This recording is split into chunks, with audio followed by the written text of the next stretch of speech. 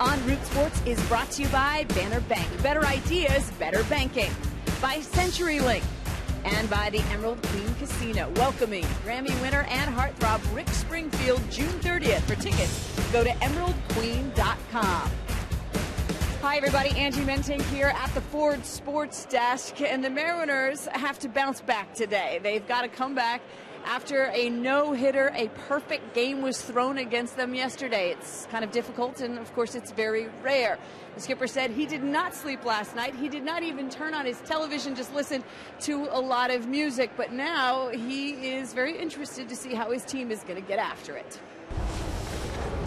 Well, I'm curious. I'm curious to see how they do respond. I mean, there's nothing I can do or say to them that's going to change what happened yesterday. You know, like I said before, I mean, I'm not going to come in here with my head down. I'm not going to come in here with pom-poms.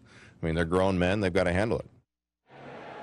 And strangely, he says that his team will get better faster because of what happened to them yesterday. And for more on it, we connect with Jen Mueller down on the field. Jen? Well, Angie, we have heard from players and coaches involved in yesterday's perfect game, but what about the guy behind the plate? Brian Runge has called a no-hitter previously, and yesterday's perfect game, well, that was just the icing on the cake. But he didn't realize what was going on until late in the game, about the 8th inning, and that's when he realized the pressure was really mounting on some of those 3-0 counts. Come on. Yeah, of course. I mean, I don't want to miss a pitch. I mean, he's working hard not to miss pitches. Like he said, you know, I watched his interview last night. You know, last thing you want to do is to be in the ninth and walk the first hitter, especially in that situation. But, of course, I mean, can you imagine 3-2 and now it comes down to one pitch and whether I miss it or not? I mean, no, there's a little bit of pressure. Everybody involved in the game soaking up their little piece of baseball history. We are just about to get underway with today's game, a spectacular day. Kevin Millwood and John Danks on the mound. The White Sox and the Mariners are coming your way next on Root Sports.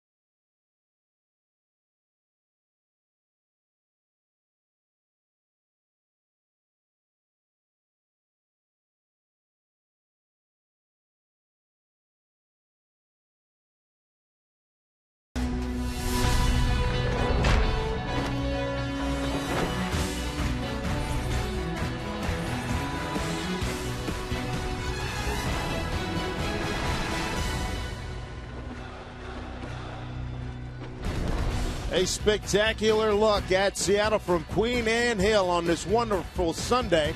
Here in April, it's Little League Day. The Little League guys are here with big dreams as folks come to Safeco Field to watch the finale of this series with the Chicago White Sox. Welcome, everybody. This is Mariner Baseball. I'm Dave Sims with Mike Flowers, and we are ready for action. 37-year-old veteran right-hander Kevin Millwood on the mound for the Mariners. First pitch to Brent Lillibridge of Everett, Washington, is down low for a ball. 61 degrees, gorgeous. Wind not much of a factor. West out of the west at 2 miles per hour. Lillibridge entered yesterday's game, the perfect game thrown by Philip Humber as a defensive replacement. Got a base hit in the 9th inning and scored a run.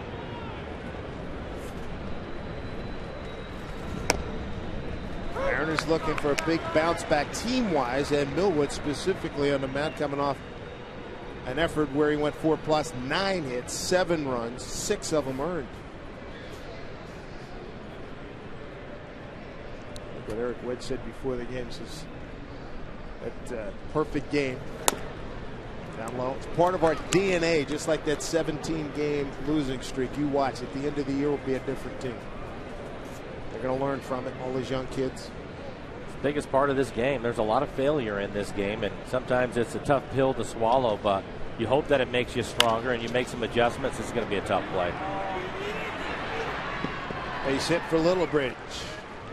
Swinging bunt there. Base hit. Let's take a look at the rest of the Chicago White Sox batting order. Following Brent Littlebridge, it'll be Alexi Ramirez, and then it's Dunn hitting third today. Konerko, the DH, hitting cleanup. Pierzynski, Rios, Fukudomi out in center field hitting seventh, and it's Morel.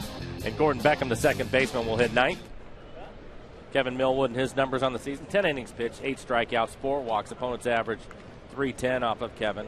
As Dave mentioned, his last outing was a tough one. He was cruising along, and then all of a sudden the wheels came off and he wasn't able to get them back on. So hopefully he can make a quick adjustment today, get back on track.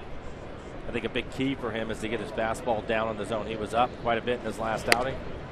As he misses with that fastball or hits the match, gets a strike at the top of the zone. They like to see him work down at the bottom of the strike zone. Let his infielders help him out, keep the ball on the ground. Runner infield: Seager, Ryan, Ackley, and Liddy. Littlebridge takes off. Great jump. Throw down to second. And in time. Stolen base. Littlebridge. He's 4 for 4 in this early season. Stole a base yesterday in that 9th inning. Strong throw from Olivo, but as Dave mentioned, a great jump by Brent Littlebridge. Throw right on the bag, but he gets his hand in there before the tag is placed.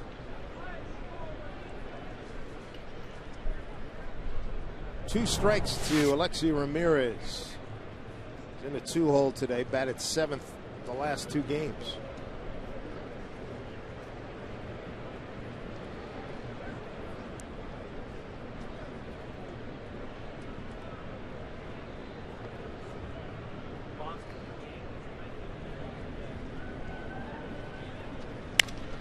Center field. Figgins is under it. Sets himself. And gets a throw back in. Good throw, too. As Littlebridge holds at second base. 1 down. Outfield of Wells, Figgins, and Ichiro.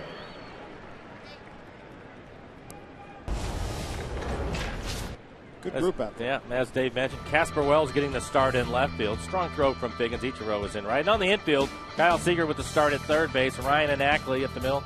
Justin Smoke getting the day off. Alex Liddy at first base. And Miguel Olivo will do the catching. Adam Dunn is the hitter now against Kevin Millwood. And if there is a flashing light in the head of Kevin Millwood, you can understand why. Dunn is 8 for 19 against them. 6 home runs. It looked like Olivo was crossed up. It was a slow breaking ball from Millwood, just 72 miles an hour. You have a runner at second base, they'll go through a series of signs, and so apparently they weren't on the same page. They'll get it worked out. Not as bad on a breaking ball as when you're expecting the breaking ball and he throws a heater at you and you catch one in the mask. Never a good thing. Not close. That's an awful feeling. Not at this level, but no. I've had that happen to me, and it's not good. At any level. That's not good. Adam Dunn, 0 for 4 yesterday. Did damage in the first game, going 3 for 4. 2 runs scored, 5 ribbies. He had 2 home runs, including a 3-run shot in the second inning in the Sox 7-3 Friday night win.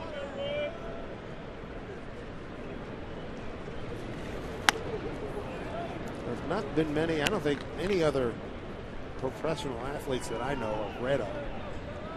And the nickname's the Big Donkey. This guy's got it. I wonder if it was Junior that put that on when they were teammates at Cincinnati. Well, if his teammates are dropping that on him, I bet they say it with a straight face. he's a good fellow. He really is. And he is a large man, 1-2. He is seriously strong. We've detailed all his prodigious home runs back in the National League. Millwood has seen more than enough. Ahead of him, 1-2.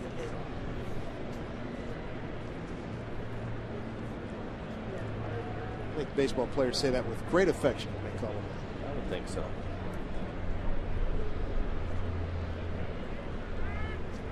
Willibridge, good runner at second base.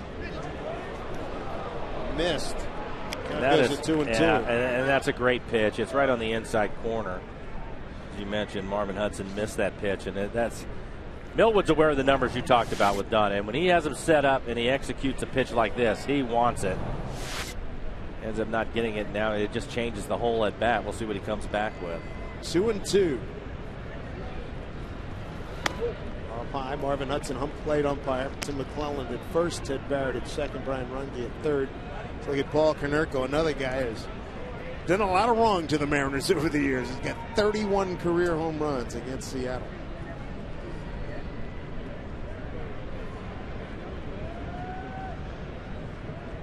Payoff pitch here to Dunn. One out, runner at second.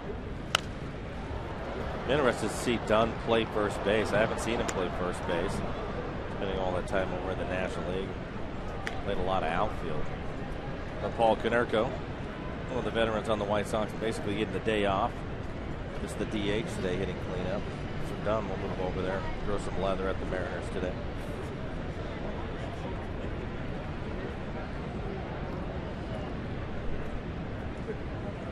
Do it again, 3-2. Struck him out. That's a big one. 2 outs here in the first inning. Kevin Millwood coming up big there with a K of Adam Dunn. Throws him a breaking ball, 84 miles an hour. Almost a backup breaking ball. Didn't really break a lot. Sometimes it'll go up there spinning, and I think maybe that's what fooled Dunn. Expecting that pitch to come down in the zone more than it did. You can see it's above his hands. Millwood trying to get out of a first inning jam here against the White Sox. He's got to get Paul Konerko now. Probably coming off a 2-for-4, 2 RBI game yesterday. A solo home run in the second inning. His 31st career against the Mariners. Only A-Rod, Alex Rodriguez, has more with 32. And you can see those numbers. He's also had success against Kevin Millwood, hitting at a 370 clip.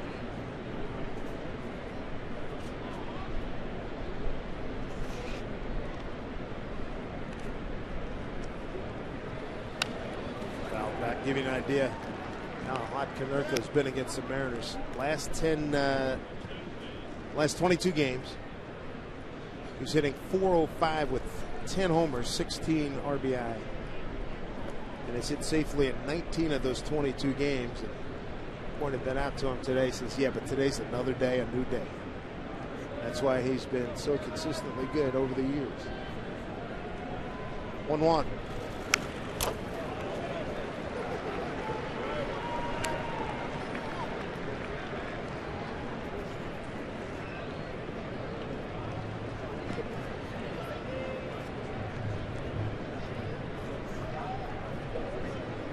Seen Millwood get out of a couple of jams in his early Mariner tenure so far, trying to do it again here in the first inning.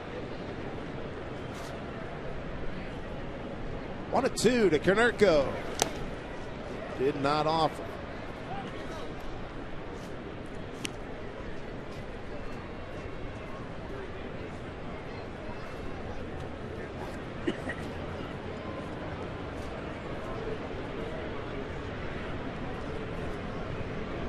Fagan shading a couple of steps towards right field. Fagan at center today.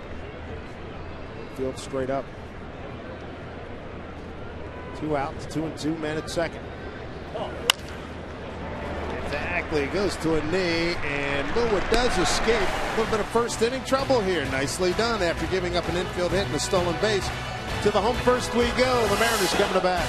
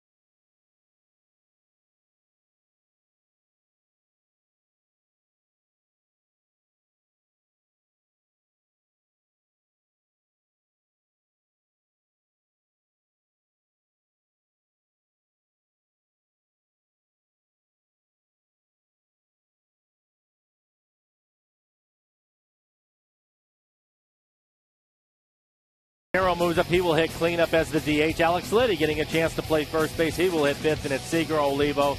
Casper Wells with a couple of hits in his last game. He's back in the lineup hitting eighth, and Brendan Ryan will hit ninth. Numbers for Dank so far this year: 1-2 record, ERA at a 4.82, 18 and 2/3 innings pitched for him. 14 strikeouts, 7 walks. He can get wild at times, and he has given up 4 home runs already this year.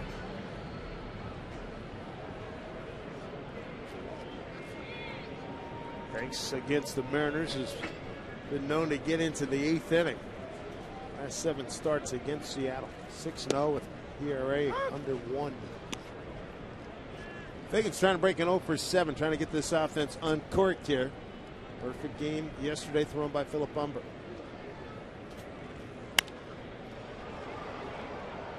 Four-seam fastball from Danks. He'll also throw a cutter in on the hands of the righties. Has a good slider. What a performance by Humber yesterday. Wasn't here to see it yesterday, but I think it was something like through 5 or 6 innings. He'd only thrown 58 pitches. Swing and a miss as Figgins goes down. Let's see, through 5 he had thrown 89 pitches. That's Philip Humber. He's out of Texas. Lost his granddad a couple of weeks ago. He was a guy that sat out with Tommy John surgery, missed a year. Did you mean 59 pitches through 5 innings? I've got here 89 through 5 from yesterday. For Humber? Yeah.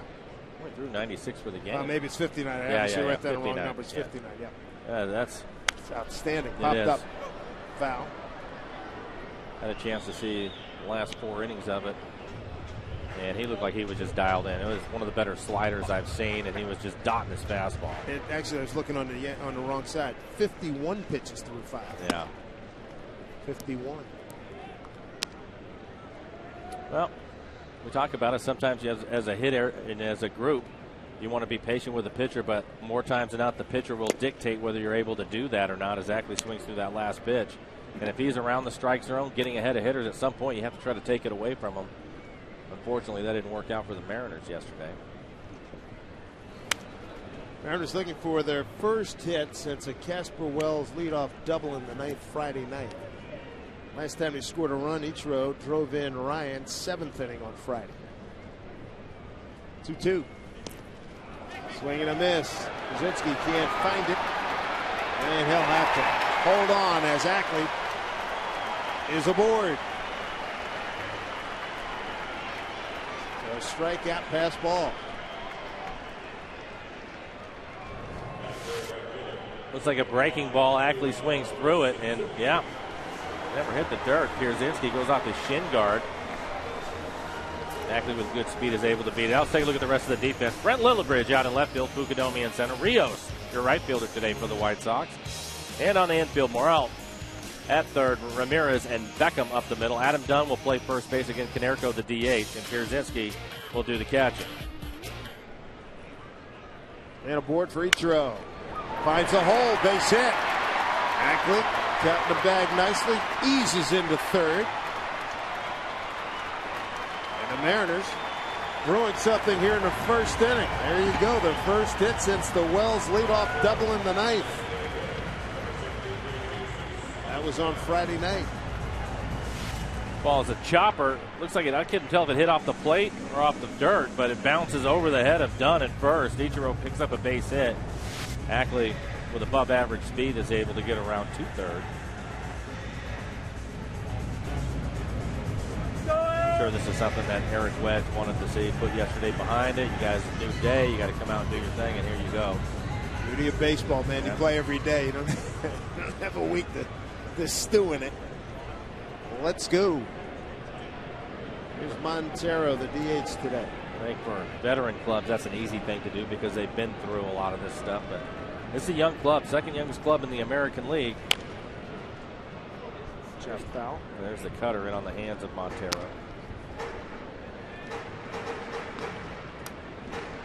Hank's got a good curveball, but for some reason doesn't like to use it a lot. I think he started throwing more fastballs watching Burley pitch. And Danks has a better fastball than Burley. Burley is now gone. He's pitching for the Marlins, but Burley would work fast, roll a lot of strikes, use his fastball, and I think Banks picked up on a lot of that. Mark, send him home early, Burley. One of the fastest in terms of tempo guys in baseball.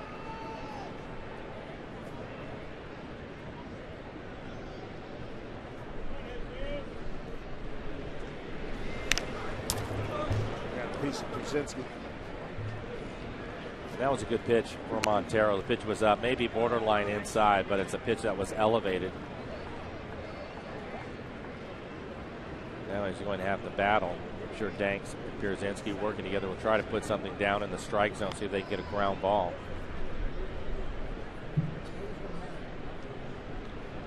Danks 8-12 last year with the Sox, a 4.33 ERA. A lot of struggles last year inside.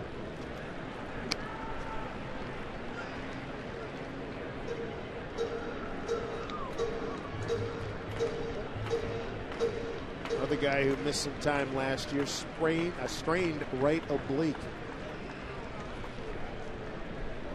We saw him at one point. He was 0-8, 5.25 ERA. Ramirez, Beckham, over to Dunn for the double play. Mariners are done in the first. John Danks survives a first and third situation. To the second inning we go.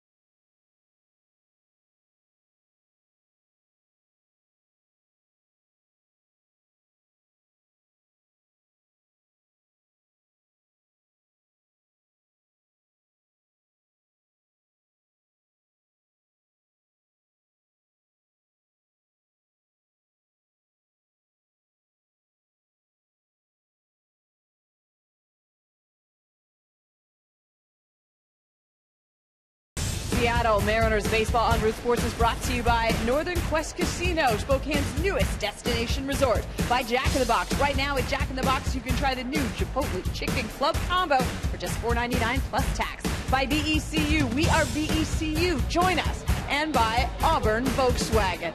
All right, no hitter, gone. Perfect game, gone, Dave. Right you are, as A.J. Pierzynski leads off. Alex Rios and Kosuke Fukudome for the White Sox here in the second inning.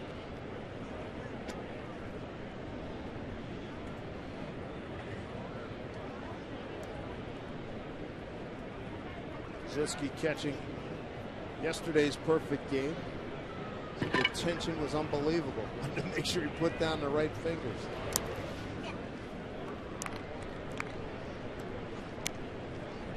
Last pitch to Brendan Ryan. Brendan Ryan said he was sitting fastball all the way, and AJ said I would be sitting fastball all the way. That's why I called for the slider.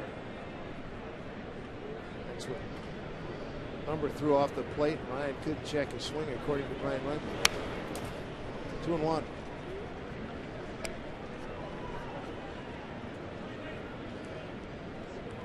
Ryan Runge down at third base today.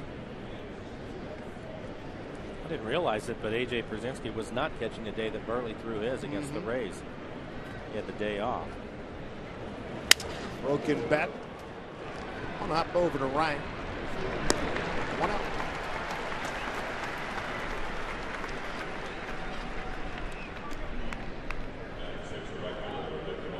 bring up right fielder Alex Rios. His start to his year, 293. 1 for 3 yesterday and 1 for 3 the night before. 2 hard hit balls by the Mariners yesterday, and he tracked one of them down. Hard line drive by Ackley, 1 out in the 4th inning. Another really hard hit ball is a foul ball by Figgins late in the game yesterday in the 7th. That's how much in control Umber was yesterday. The 0-1 coming up.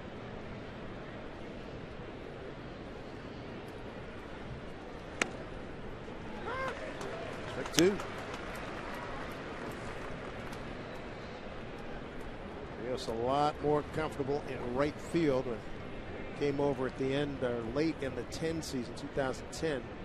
Had him in center field for the bulk of last year in right field. The 0-2.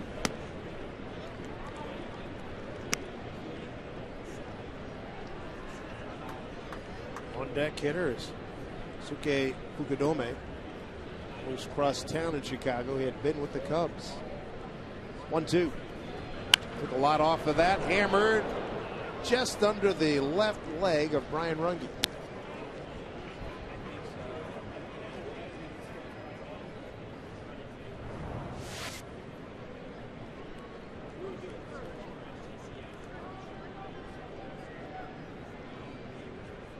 All 2 strikes.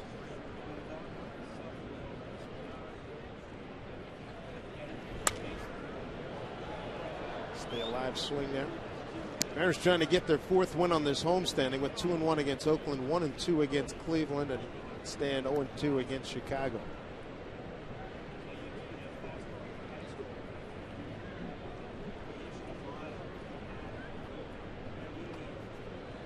Yesterday was a great weather day. This might be better. 61 degrees. It's a little bit warmer. 1-2 pitch to right field. Coming on, Ichiro. Coming on. Can't make the catch. Rios digging for 2. Here's the throw. He is safe. Whoa.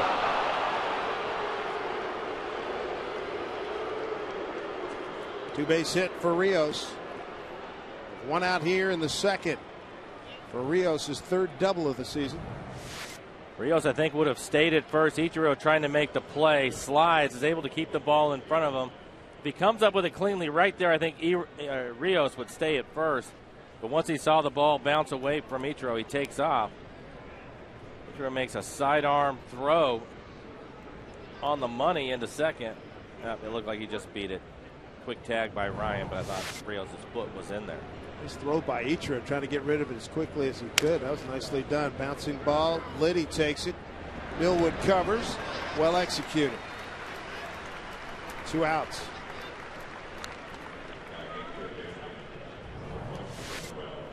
See Ichiro coming in. At first he thought he had it. Right about there he knows he's in trouble. Good job to knock it down with both hands. Good throw.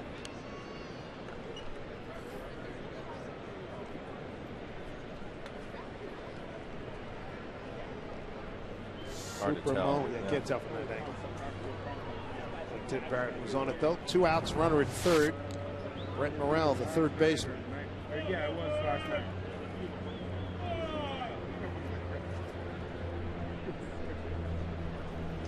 Swing and a miss. Morrell 1 for 5 yesterday.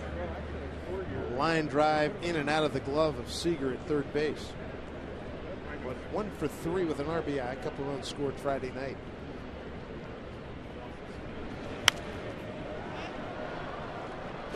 Millwood looks like he has a good fastball today. He's 91, 92 miles an hour. Again, fastball's up in the zone.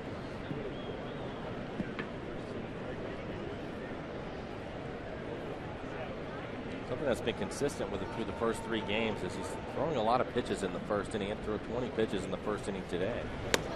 Strike 3 call. Slider got Morrell looking. And the White Sox strand Rios at 3rd to the home 2nd with Liddy, Seager, and Olivo coming up.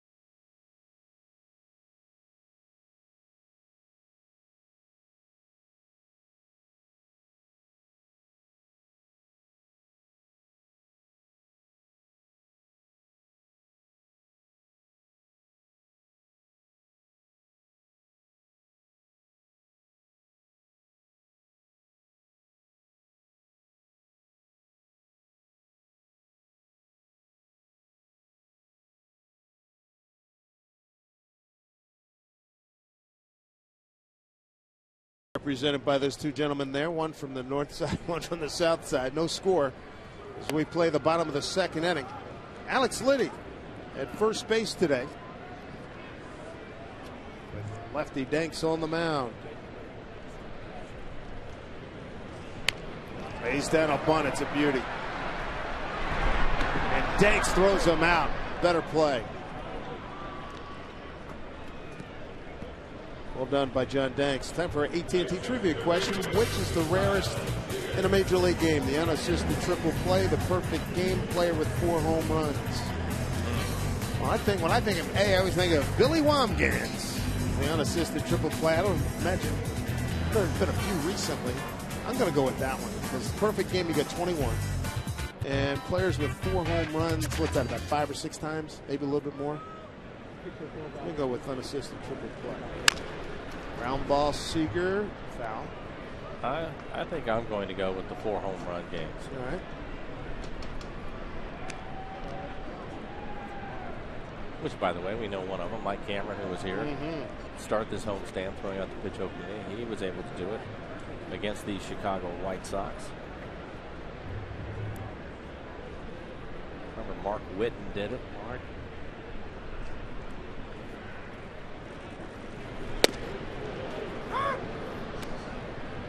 Unassisted triple play. Johnny Valentine. 4 homers by Cammy.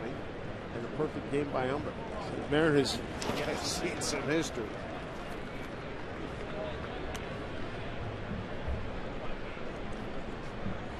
Nine teams have seen all 3. And 3 teams that never. Wow. San Diego, Houston, and Kansas City. Fouled right into Brzezinski's glove, a strikeout of Seager. Make that 3rd strikeout by Danks. Remember Mike Schmidt here for home runs, I believe it was in Chicago. Yeah, I think Bob that was Warner. Bob Warner with the Braves. Yeah. Schmidt did it, and I think in a 22-3 win or something they had in Chicago. People going with unassisted triple play, followed by players with 4 home runs. And perfect game. 2 outs, Miguel Olivo, the hitter. Line drive, left field. That's a base hit for Miggy.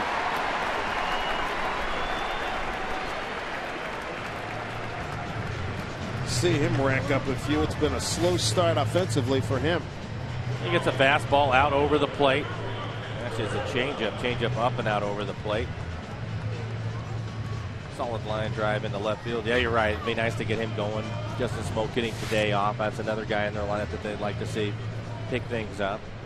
Just the second hit for Miguel during his homestand. 2 for 21 as we bring up Casper Wells. 3 for 6 on the homestand.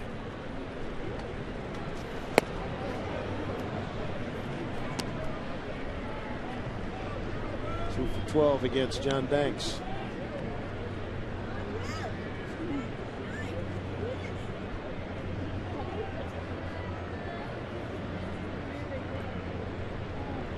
Just a light breeze coming in from left field.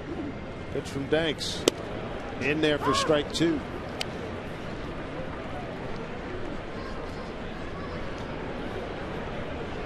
Had the 0-8 start last year. May 3rd to April 3rd to May 29th, but then went 6-1 over the next 2 months. Up high.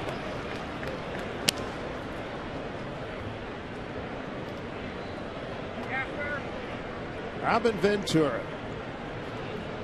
first-year manager for the White Sox, former fine 3rd baseman for them. This time he's managed at any level.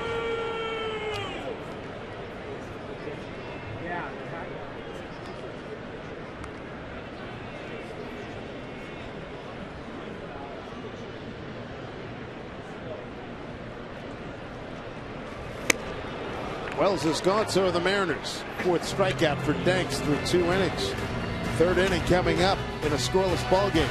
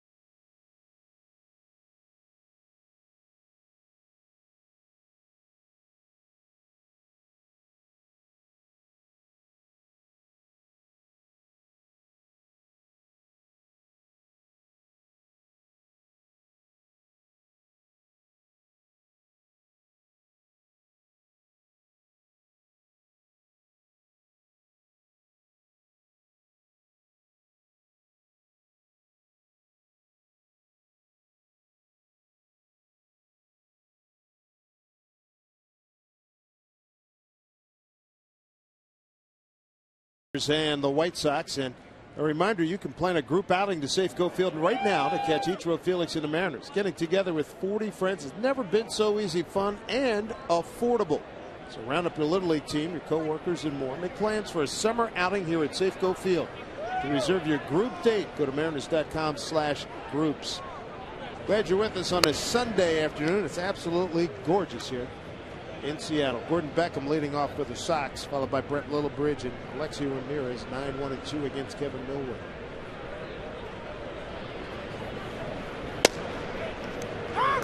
One count to Beckham. Well, so far, Millwood has been in a little bit of trouble. Been runner in scoring position in the first, and then again in the second was able to work out of it.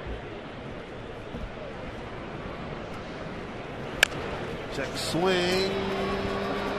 Wow, look at that. Nagy, great play. Nicely done, as that was going to stay fair.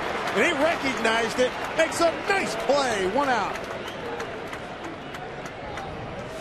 I don't think there are many catchers in the league that would be able to make this play. Littlebridge or Beckham can run. And you can see Miguel, we talk about it all the time. He's a good athlete, runs well. Pick that up barehanded, chasing the runner down the line to be able to make an accurate throw. Liddy playing in his first start at first base. Good play from Olivo. Played it like he'd been there all his life. Top of the order, Brent Littlebridge. I think the test for Liddy over at first is when he has to go to his right and throw it to the pitcher on the run. He had that one in the Fukudome in the second. Underhand flip, though. Right. Then the other one, too, I was talking to Ackley about this. Ackley said if he had to move, first base is easy.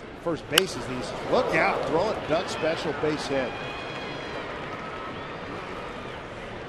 But Ackley said the ball to his right. How far do you go? Yes. That's a big factor.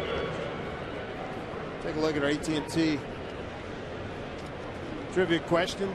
Rarest in Major League Baseball. I said unassisted triple play. Mike went with 4 homers. Fans went with unassisted triple play. Survey says players with 4 home runs. Wow, unassisted triple play 16 times. Eric Brutler, I think he shot the Phillies in 09. 15 by 1. How about that? Very interesting. I didn't realize it's been so long. Carlos Delgado in 2003. Well, he can hit him too. Yeah. Littlebridge aboard his second hit. He stole first. He stole second in the first. Got a stolen base yesterday. On the line, fair ball.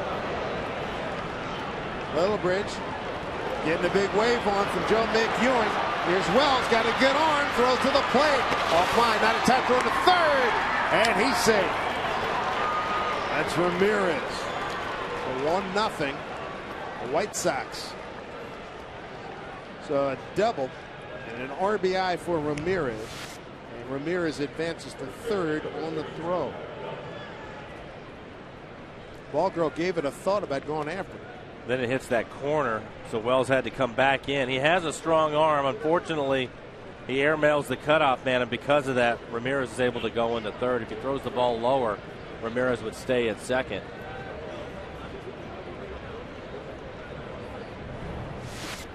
One out, a run in, runner at third. Infield comes about halfway. Adam Dunn, the hitter.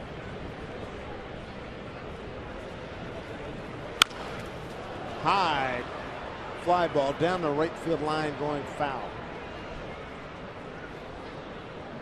He gets a height or what? I think he might be one of the few guys in the game today that can miss a ball and still hit it out. There aren't many guys like that anymore. No question about it. I mean, and the rest of the group is probably what, 1 or 2 guys tops. Ryan Howard, yeah, one of them.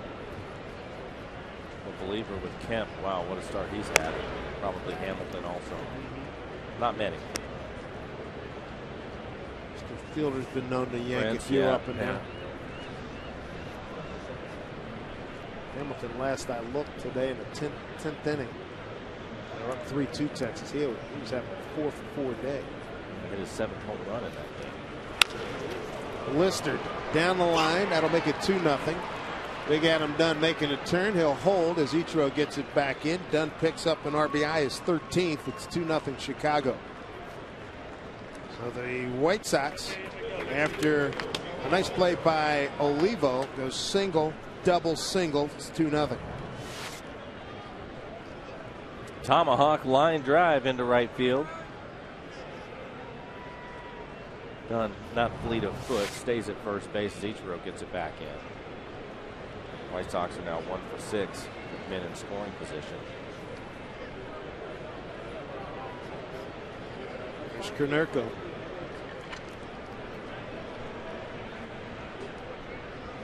Again, not a running threat. Pitch to Konerko. Swing and a miss. Good breaking ball. 72 miles an hour. Well, they took a lot off of that. 20 miles an hour off of his fastball.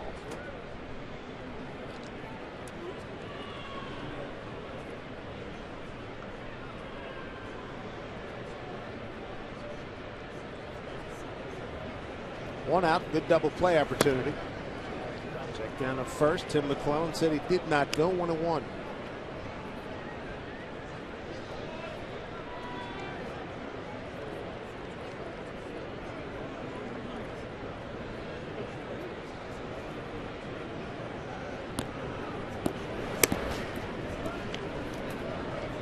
Good pitch coming up here, 2-1.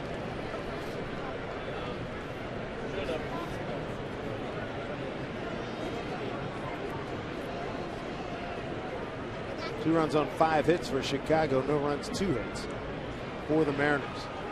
2-1 to Konerko. Make it 3-1.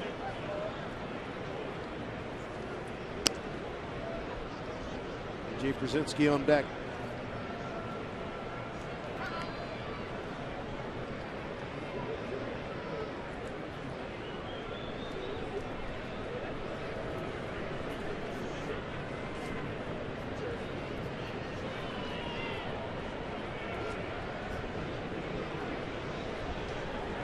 Balls, 1 strike. Ryan backhand goes over to Ackley, and there's your double play. Made to order for the slower guys in baseball. It works out quite nicely for the Mariners. 2 runs across for Chicago. It's 2-0 Sox.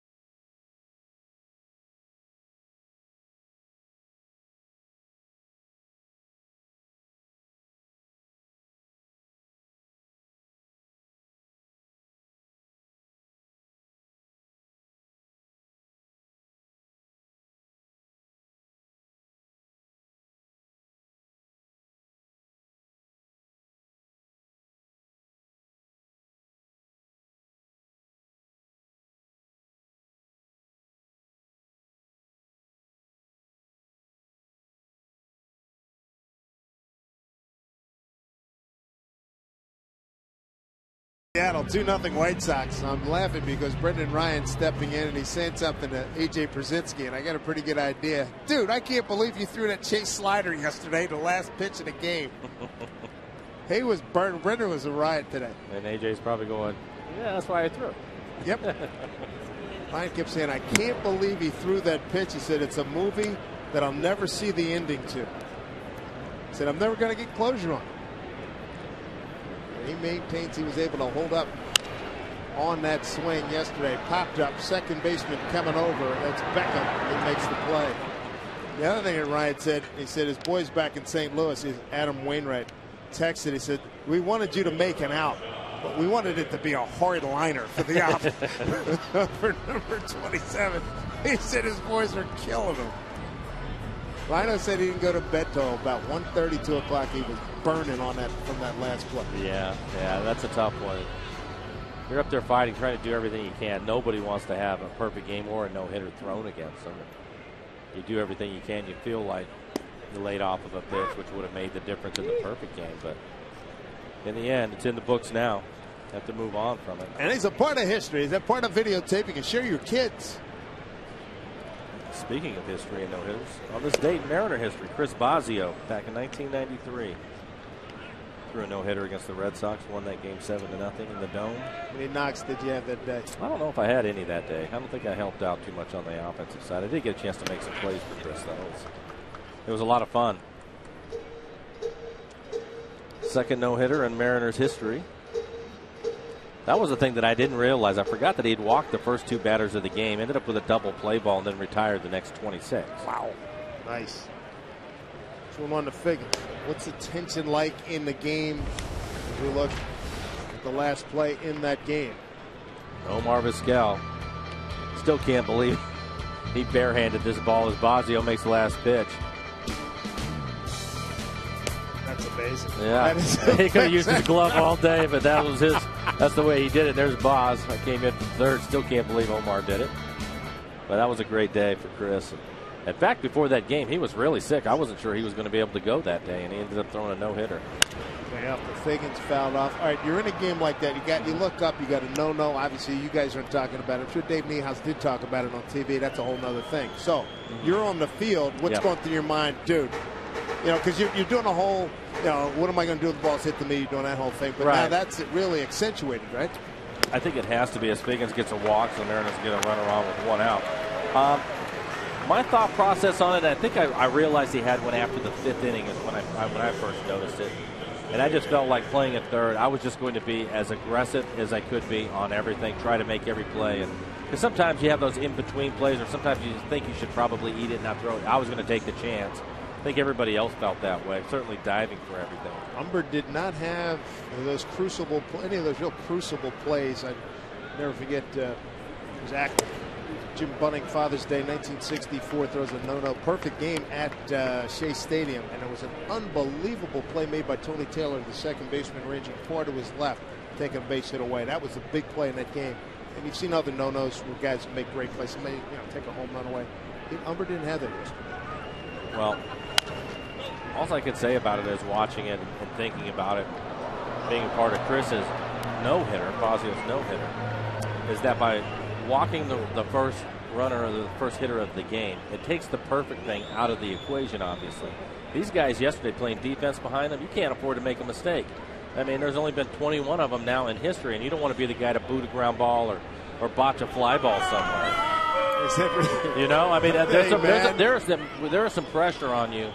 And obviously because it's your teammate, you want to get it done, and you don't want to be the guy standing out there after you kicked it. There's some pressure on him. And Brzezinski, we were talking about that before the game. From his standpoint, as a catcher, you got to be smart. You want to make sure you keep everything in front of you, up high. And you got to guide the kid through. And then we took shots yesterday. Umber, every time he sat down, sat right in front of the water cooler. Pretty much the same order of guys were sitting left and right of him. And he looked like he just had a dead stare on his face the whole time. A little more relaxed today. Very much so. 2-1 pitch. 2-2.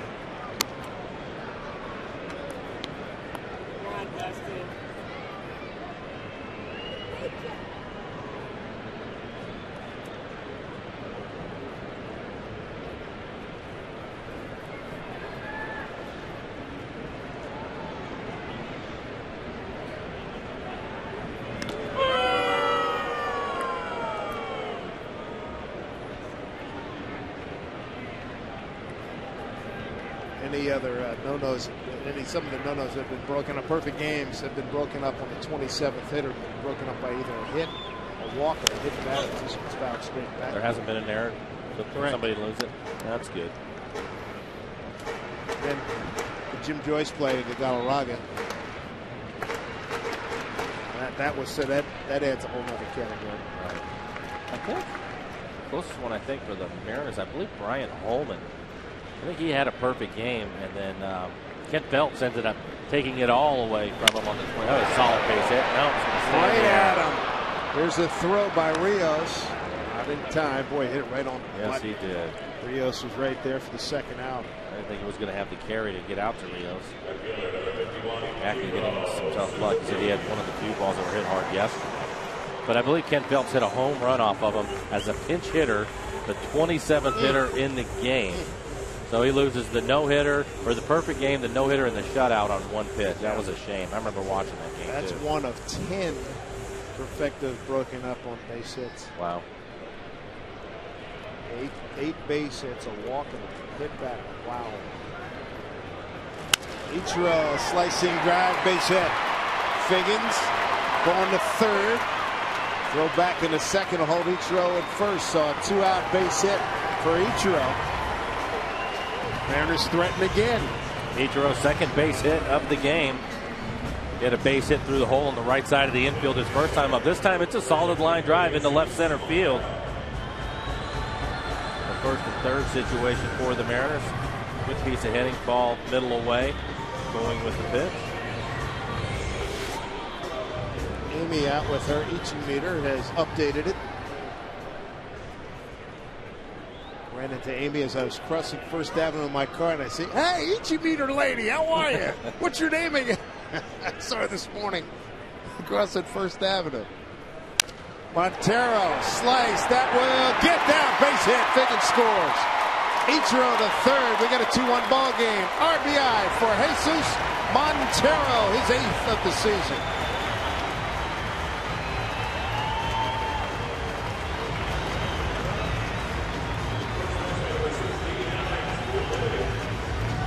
Alex Liddy can keep it going. Inside out swing. Looks like a cutter down and in, and he's able to inside out it, hit a line drive into right field. Mariners' first run since Ichiro's 7th inning RBI Friday night, scoring Brendan Ryan.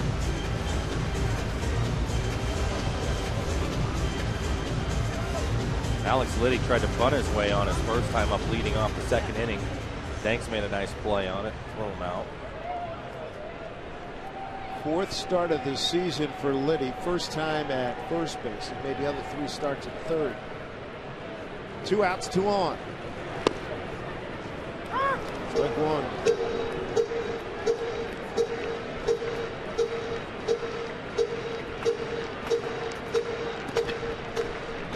Inning started with Ryan fouling out to the second baseman. Figgins walked. Hard line drive, Ackley to right field. Singles by Ichiro and Montero.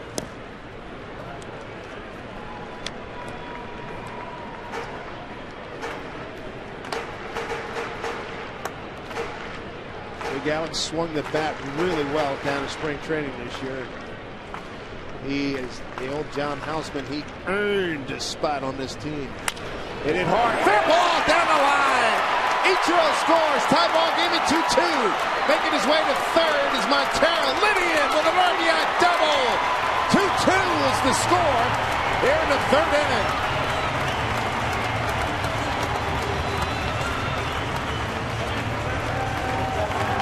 Dave, you said it. He earned his way onto the club. It was because of getting big hits in spring training. Here's what looks like a cutter. Didn't quite get it in on his hands.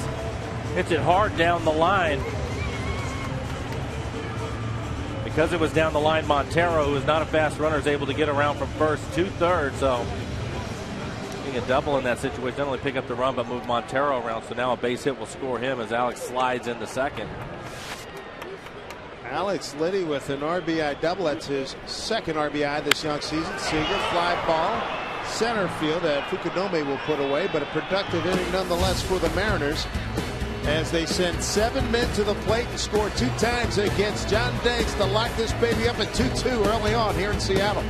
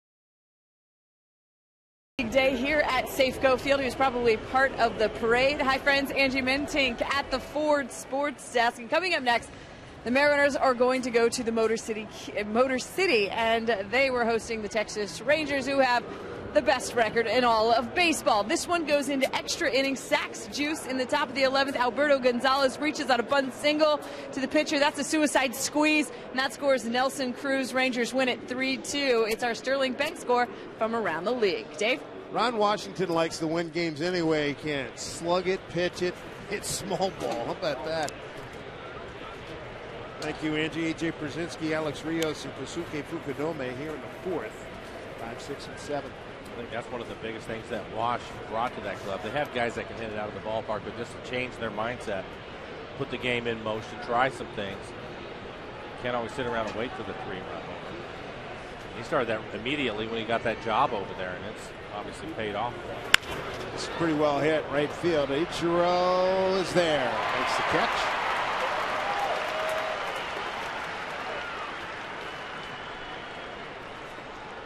Well, Eric Wedge was saying, hey, we're going to see what's happening, what's going to happen with this ball club coming off of yesterday's perfect game by Umber, and the boys have responded pretty nicely. RBIs by Montero and Liddy, couple of the kids in the third inning, 2 runs on 3 hits. Ichiro with a couple of hits. Amy's got him up to 19. That's the accurate count. And Millwood back in this game. Strike 1 to Rios.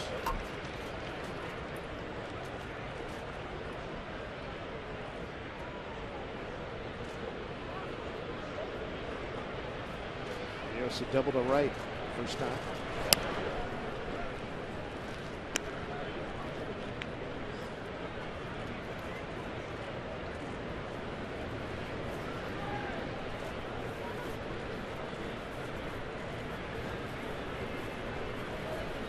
Counts 1-1. Off speed pitch in there for strike.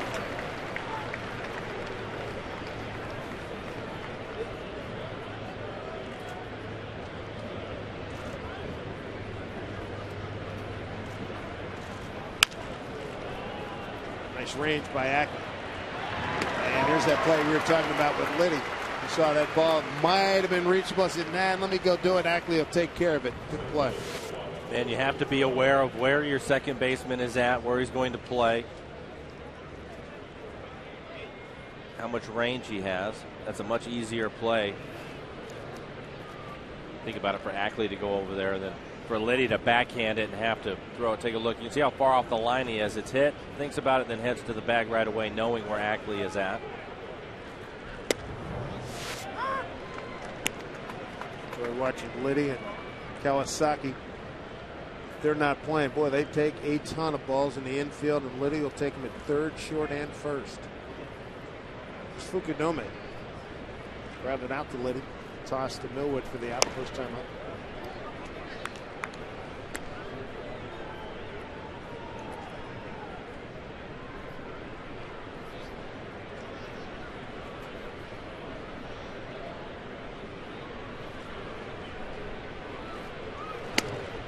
Just outside.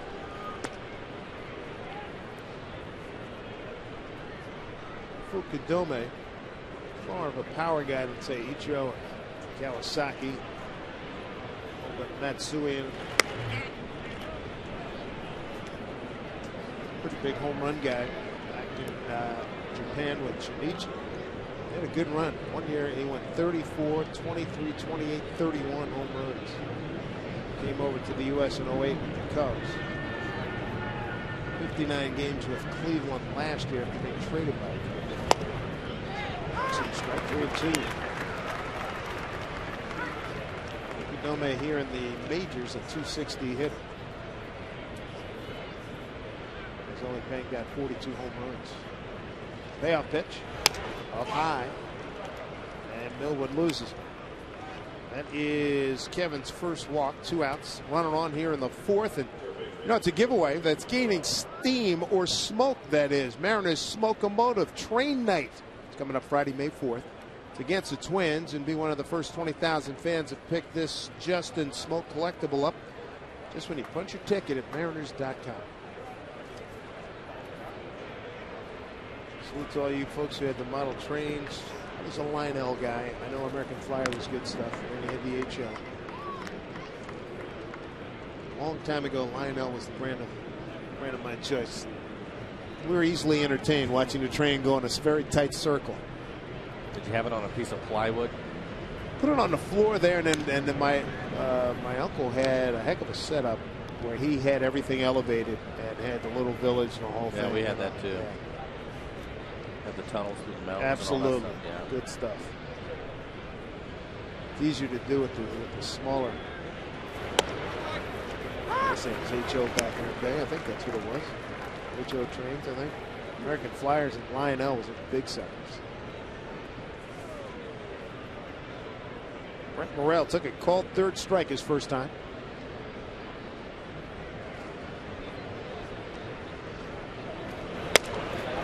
And first strike. Millwood ahead 0-2. Millwood walked one, struck out two thus far. Take a look at our CenturyLink high speed pitch. Danks and Millwood working in the same neighborhood. The 0-2 with 2 outs.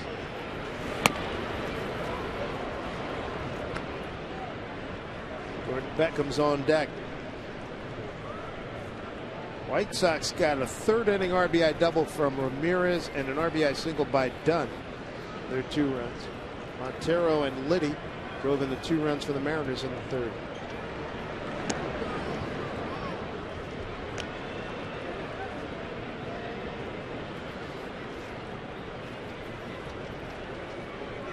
Millwood right now, the veteran, would love to get his guys back in the dugout. Gives up a couple of runs. They come right back to score 2 for him. He wants to get the bats back in their hands. Bounces in there, allowing Fukudome to get the second. Be a wild pitch.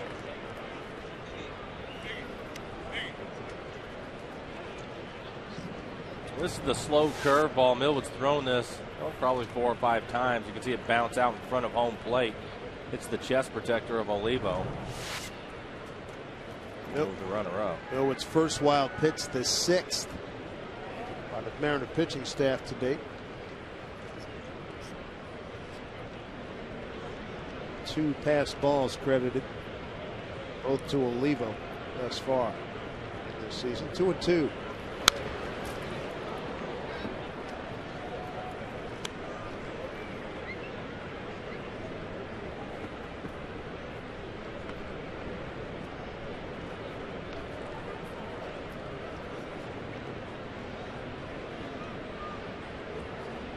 White Sox move on to Oakland for 3 before going home for Boston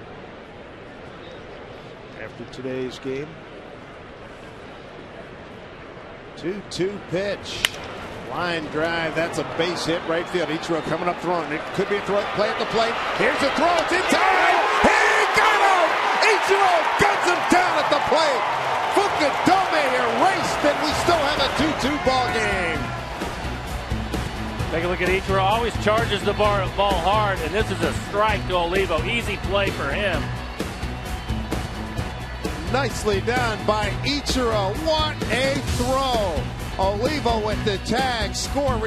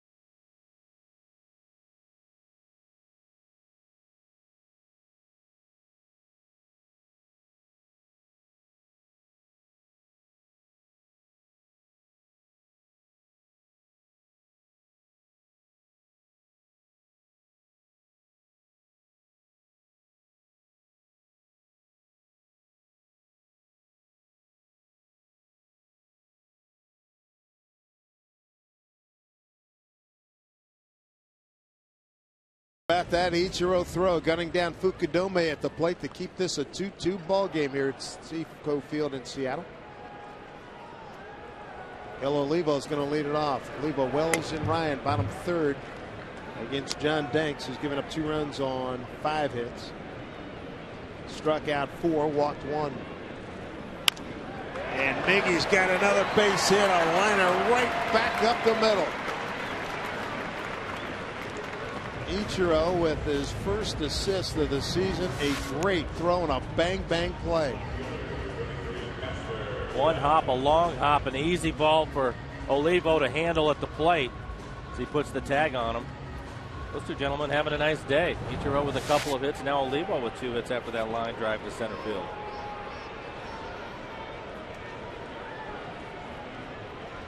Bring up Casper Wells, struck out on a 1-2 pitch.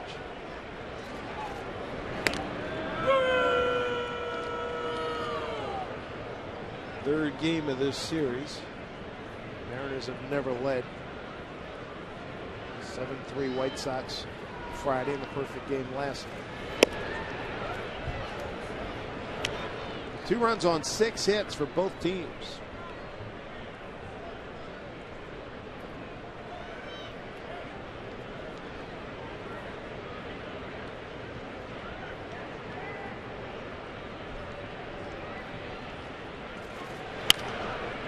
Fly ball left field. Willibridge coming in. Oh, did he make? No, he didn't. Did not make that catch. That would have been a spectacular result for Ramirez. It looked like Willibridge, and we've seen this all the time on Sunday's day games, or any kind of day games. Looked like Willibridge lost it in the sun. Yeah, I think initially it fooled him. Coming off of the bat, probably thinking it was going to carry a little bit further. He had a late break in, and you can see Ramirez having to run all the way out in the left field, trying to make the sliding catch on it. Willibridge is a good 5-6 yards away from it. Tell you what, Ramirez saw that he was in trouble. Yeah. Did a heck of a job to get back there and try to bail him out.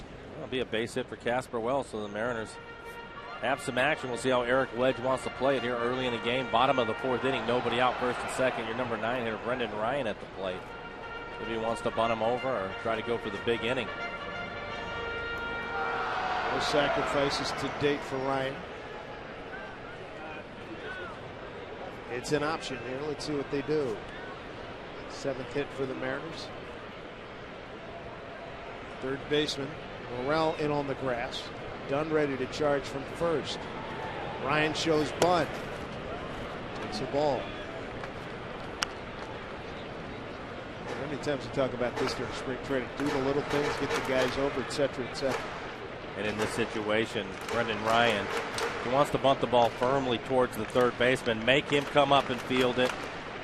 That way Olivo, he can just walk into third. Although I'm curious to see Dunn try to make a play over at first base. Typically the DH. Throw, that's a strike. 1-1. But fundamentally, you want to bunt it firmly to the third baseman.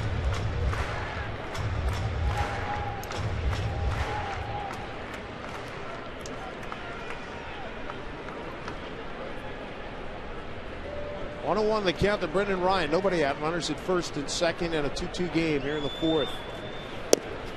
Takes again. 2-1. Danks is real happy right now. There's some close pitches. Marvin Hudson, the home plate umpire, not giving him the ball. Olivo, the runner, at second. Wells is at first.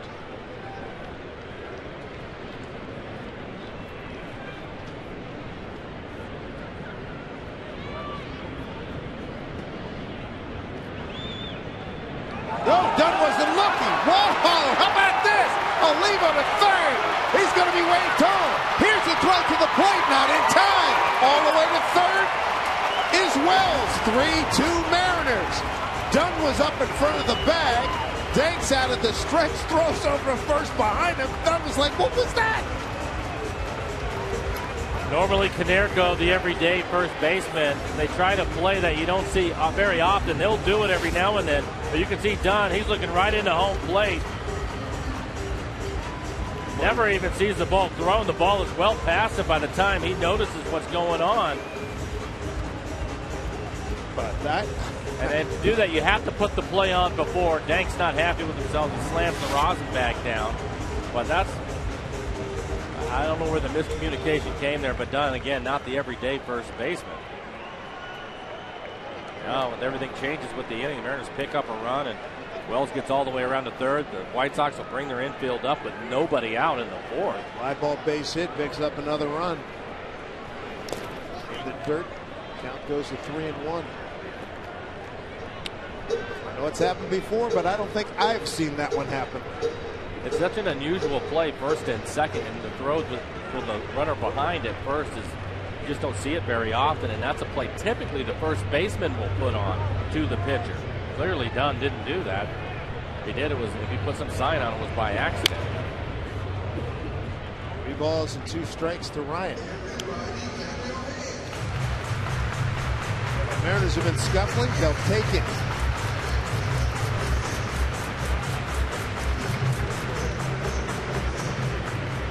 It's a 3-2 record here in Seattle. 1.83 ERA. It's 3-2 here to Ryan. Infield in close and taken for ball 4.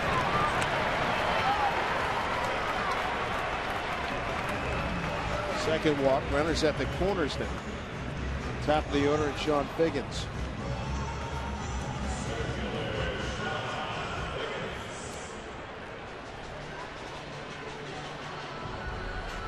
Figgins today a strikeout, a walk and a run scored.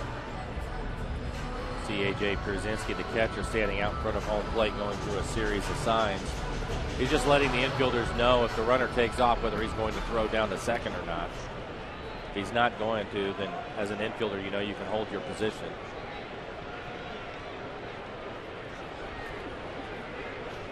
Nobody out, runners at the corners. Outside for ball 1.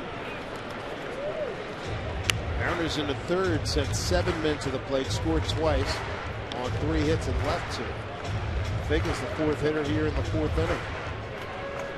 Alex Liddy drove in the second run, which tied the score at 2-2.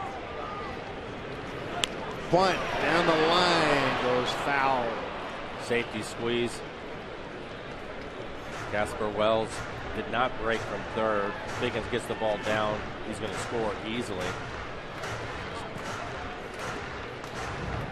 Take a look at it. Safety squeeze. Casper Wells not going anywhere. Then he sees the ball bunted, takes off.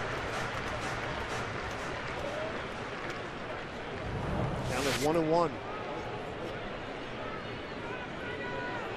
That's something that Figgins will do on his own.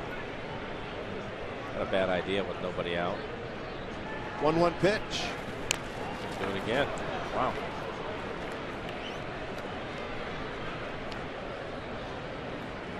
That he received that one way deep. You want to get the barrel of the bat out in front of you and at the top of the strike zone. You're right. That'll happen sometimes though when a hitter's trying to bunt for a hit. They try to disguise it. They bring the bat down late. It's not a sacrifice. He's not just trying to give himself up. He's trying to get a hit out of it. 1-2 pitch. Strike 3. Ball.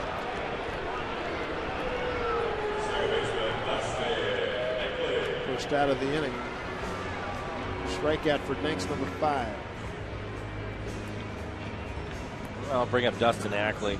Ackley hit a bullet into right field his last time up. Unfortunately, he carried all the way to the right fielder Rios.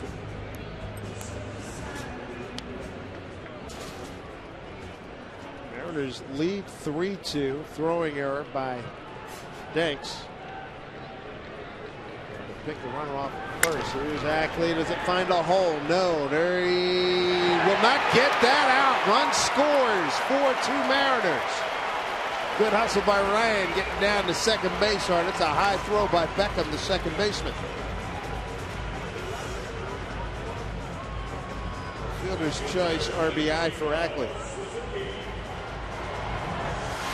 And this is a tough play. Beckham trying to cut down the lead runner. Well, with 1 out, I think you have to make sure you get an out. Would have been an easy play to get Ackley at first. So a couple of mistakes by the White Sox helping the Mariners out, and they're taking advantage of it.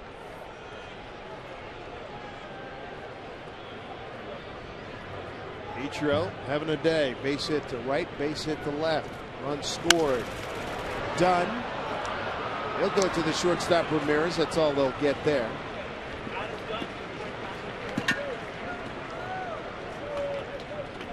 Ackley's erased.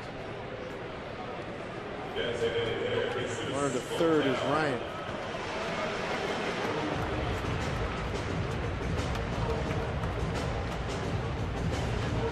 Ryan at third. Ichiro at first with 2 outs. 2 runs in. Mariners up by 2. Bring up Montero. Montero with a base hit to drive in a run his last time up. Solid line drive into right field.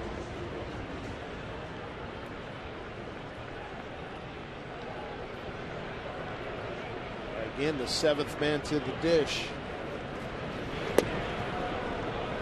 Strike 1 of Montero. They didn't do a double play and delivered an RBI single to right.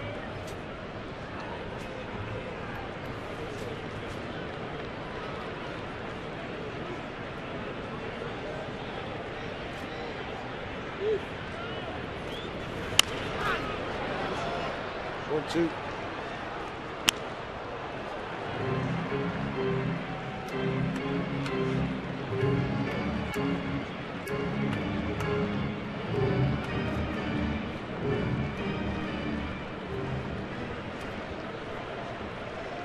Four runs, 7 hits now for the Mariners. 2 runs, 6 hits in an hour for Chicago. Out, that'll do it. Mariners put 2 on the board, leave 2. 5th inning coming up, a 4-2 Seattle lead.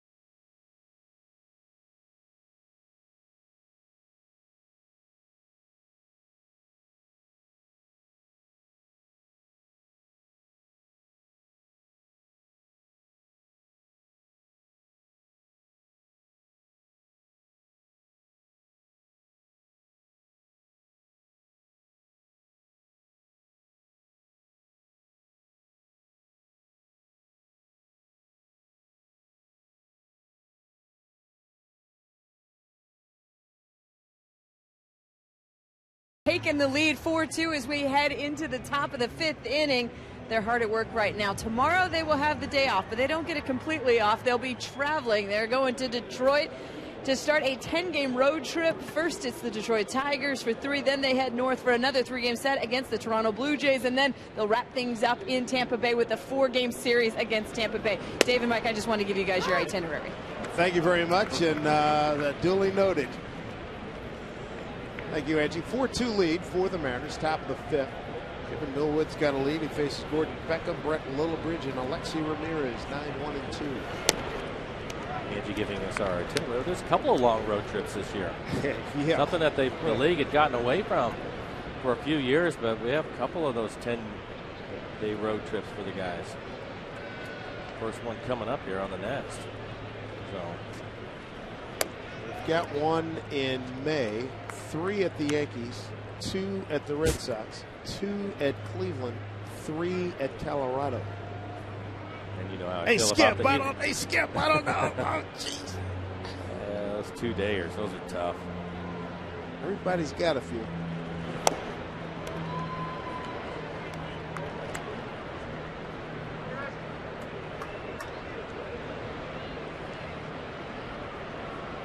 crazy start times, too.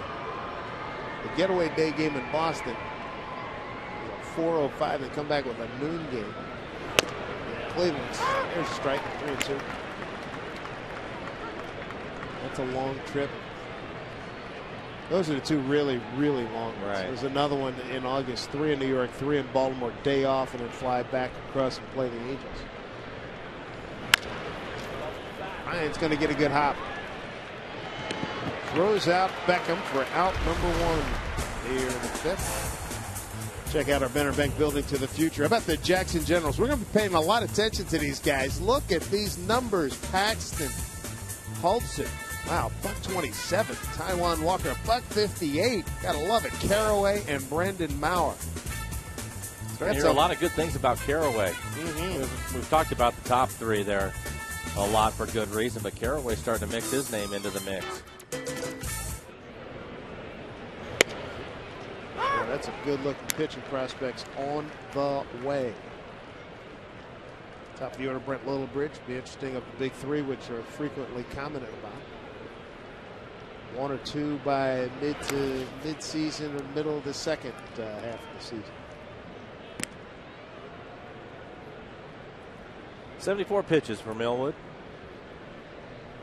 Working here in the 5th inning.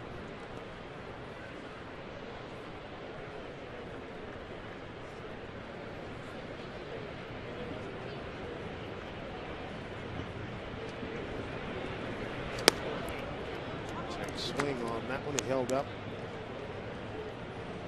Littlebridge having a good day, 2 for 2 with a run scored and a stolen base.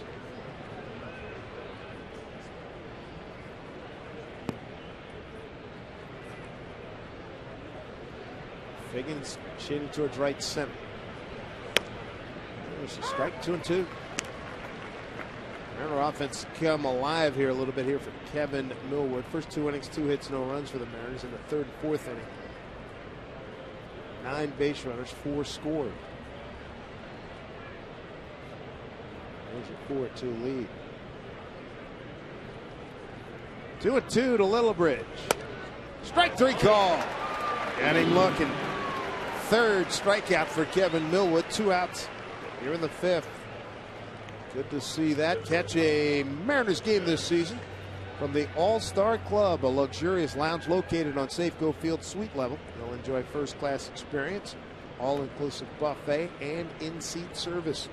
You'll feel like an all-star, VIP, the MVP, you name it. Get tickets right now, mariners.com/premium. 2 outs and Alexi Ramirez. Olivo, fair ball, throws him out. Good inning for Millwood. 1, 2, 3. Very quick and painless. Home 5th coming up. Trying to build on the lead. Alex Liddy will lead it off, followed by Sugar and Olivo.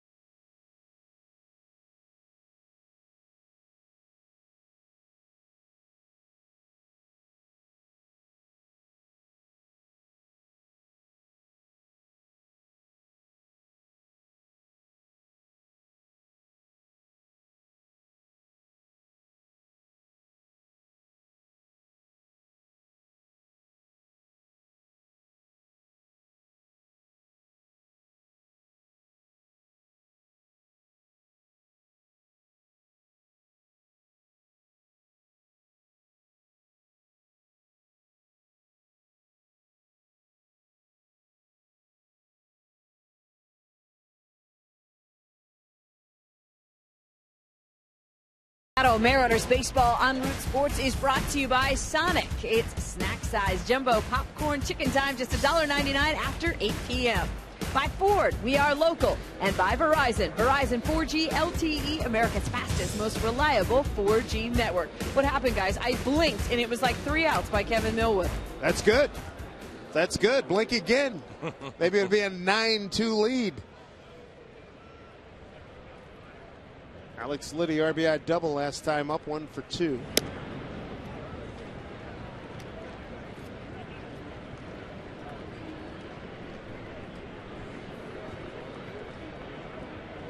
Liddy, Seager, and Olivo here in the home fifth.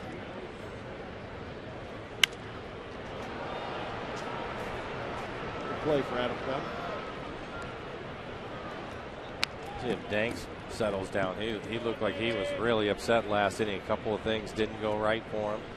Ended up throwing a ball away and cost him a run.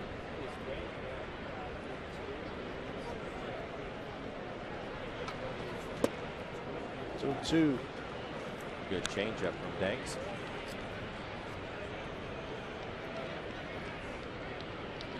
Three homers in 15 games last year for Alex Liddy after a call up from Tacoma. Outside, full count.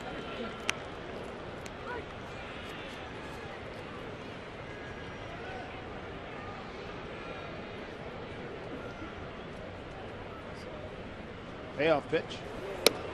And Liddy's aboard. Lead off walk here in the fifth. Third walk issued by Danks. He struck out 6, giving up 4 runs on 7 hits. The pen, boy, they're jammed again.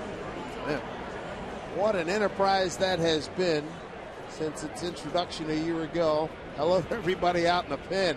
Great day for it. Liddy aboard. Here's Seager. Shows bunt. Oh, that's a good one. Liddy to second base. Good effort. Now we're. Do we have interference? I think we've got interference. I don't know why. Tim McClellan. Here comes Eric Wedge. They want Liddy back to first, saying Liddy interfered with Beckham. I'm not sure why. See if there's some contact there. I don't think there was any contact. Beckham actually he slowed down to field the ground ball when Liddy was running in front of him. And as a base runner, you have to give the infielder an opportunity to make the play. But usually there has to be some sort of contact. Oh, maybe he did touch him with his right hand. Yep, yeah, maybe he did get a piece of him as he's coming in. I think you're right. There it is. Right there. Yep. That's the reason why Tim McClellan called it right there. The first base umpire. Ended up being a good play by Beckham anyways, and a fine bunt by Seager.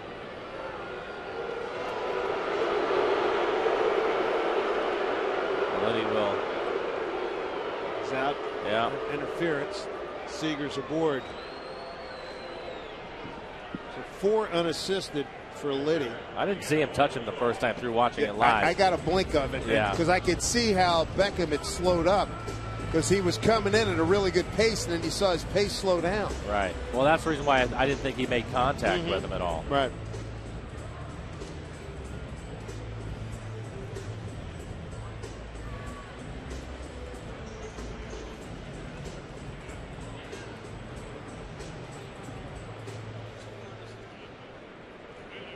Robin Ventura having it explained to him by home plate umpire Marvin Hudson. And now Tim McClellan will come in and be a part of the conversation, but well, looks like Robin will have a conversation with him.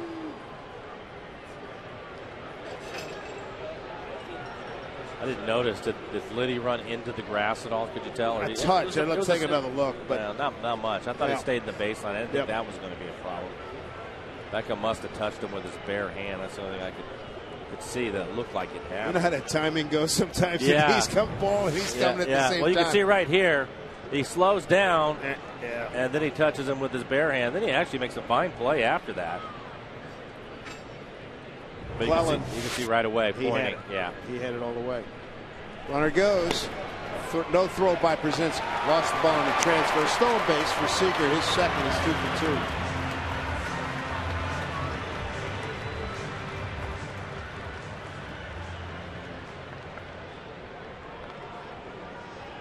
In the meantime, Olivo, actually 2 for 2, hit the ball hard his last time on solid base hit into center field.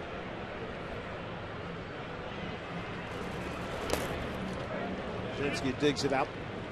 I have the Mariners 2 for 8 with men in scoring position. Again, they were able to get some help. Throwing error by Danks.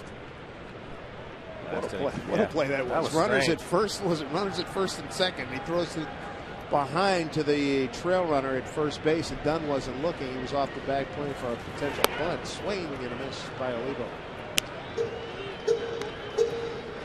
And again, most of the time, if that play is going to be on, the first baseman is the one that puts it on. And clearly, Dunn, they didn't have any idea what was going on. In fact, he didn't even flinch until the ball was passed him down the right field line. He felt some movement by him. That's not a good feeling. Take 2 to Olivo.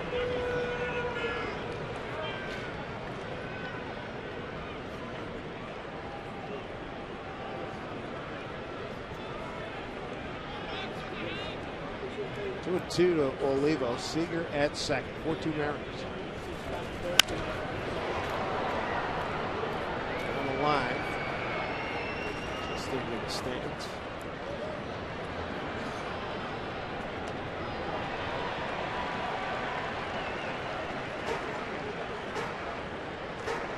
Back in action Tuesday in Detroit. Jason Vargas against Max Scherzer. Felix Hernandez against Adam Wilk. Hector Noesi against Rick Porcello. Suffice it to say, the Tigers are glad to see the Rangers leave town.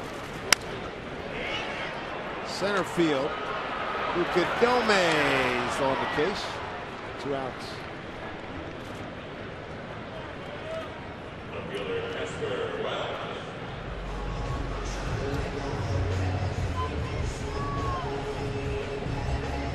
See if Casper Wells can come up with a 2-out base hit. Casper is 1 for 2 in the game, had a base hit his last time up and scored a run.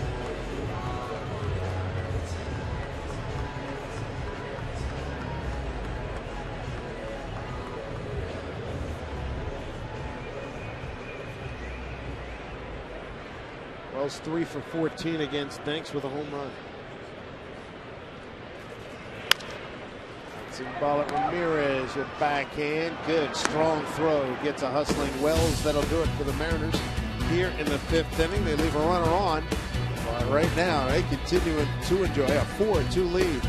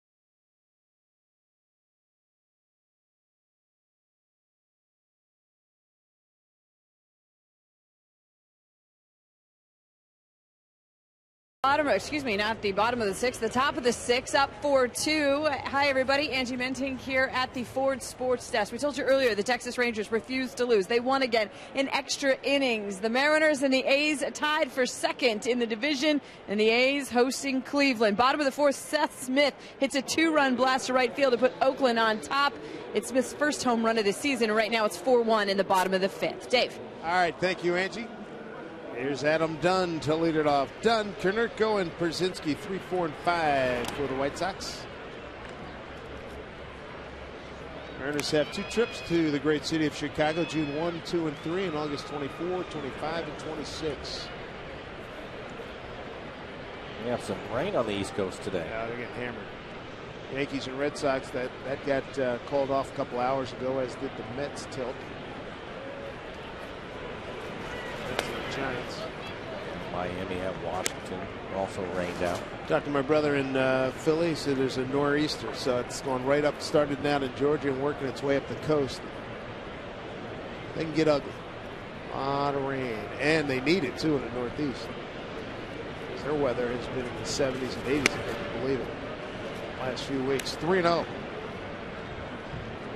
was watching them move the tarp around in Fenway Park today, and it was raining in sheets. You could hardly see anything. I'm sure the Red Sox probably happy to have the day off after the way things have gone for them lately. How about them up 9-1 the other night and losing? Yep.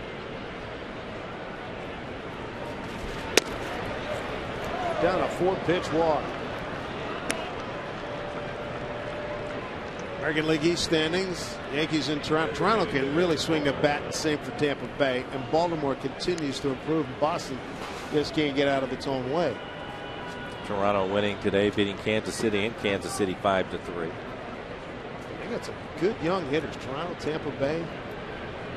Baltimore's got a couple pieces. Konerko grounded out to second, hit into a double play. Hit hard, poking foul.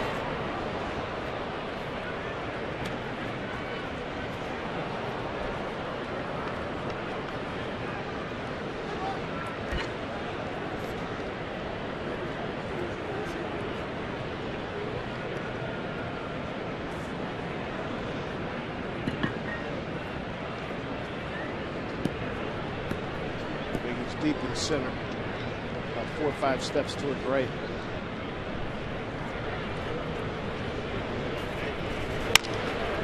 Base hit right field. Ichiro will get it done.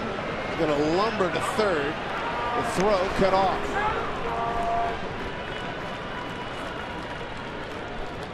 Runners at the corners. Nobody out here in the 6th. They make sure you celebrate Mother's Day early. How about on Wednesday, May 9th, first 10,000 women receive a Mariners necklace. We're even going to throw in a Safeco Field diamond for you. Get your tickets for Mom and the entire family right now at Mariners team stores or Mariners.com. Carl Willis comes out of the dugout. Buy some time out in the pen. Charlie Purvis is getting loose in the Mariners bullpen, the left-hander.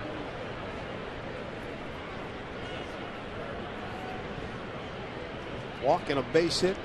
Sox runners at the corners. Next hitter is going to be A.J. Pierzynski, and he took Ichiro to the track last time up.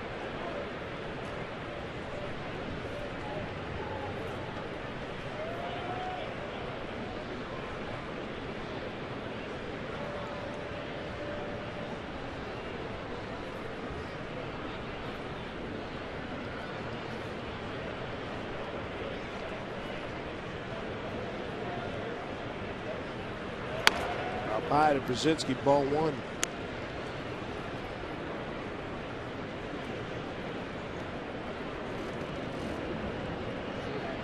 Speed not an issue out there. About to get a double play. Fouled off his foot. Mariners turn a 6-4-3 double play to end the 3rd inning. Good Thompson setting up that defense. Looked like he was helping Alex Liddy out at first base, playing behind the runner. Alex was playing a little bit deep, and Robbie wanted to stay right behind him and then back up as Millwood starts to come to home, not holding him on. 1-1 pitch. 2-1. Pierzynski 1 for 4 with an RBI in yesterday's game.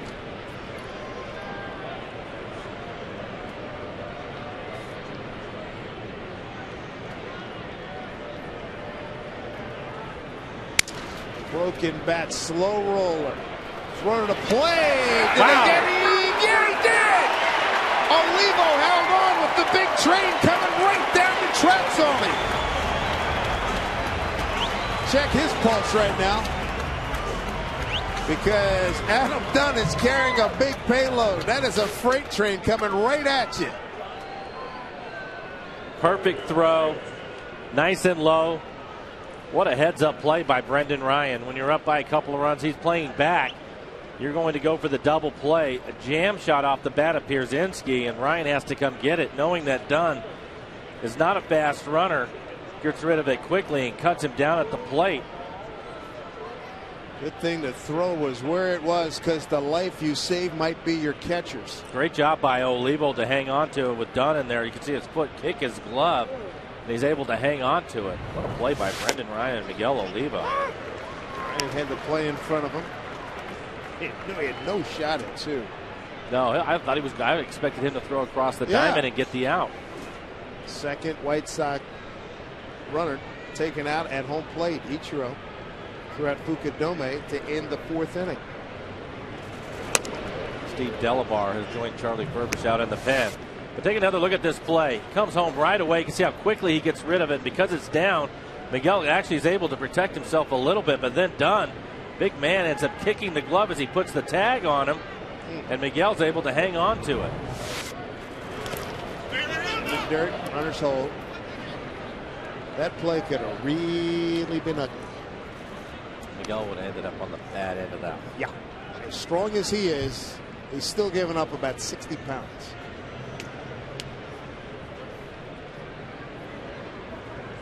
But it turned out great for the Mariners and Kevin Millwood. Double plays in order here. Go and Pierzynski on the base path. Rios 2-1. That's a gapper. That's a lot of trouble. Konerko's going to score easily. Pierzynski at third getting a big wave on. He's going to score. And how about Rios with a 2-run stand-up triple tie ball game? Brother. First triple of the season for Rios to go along with the double back in the second inning.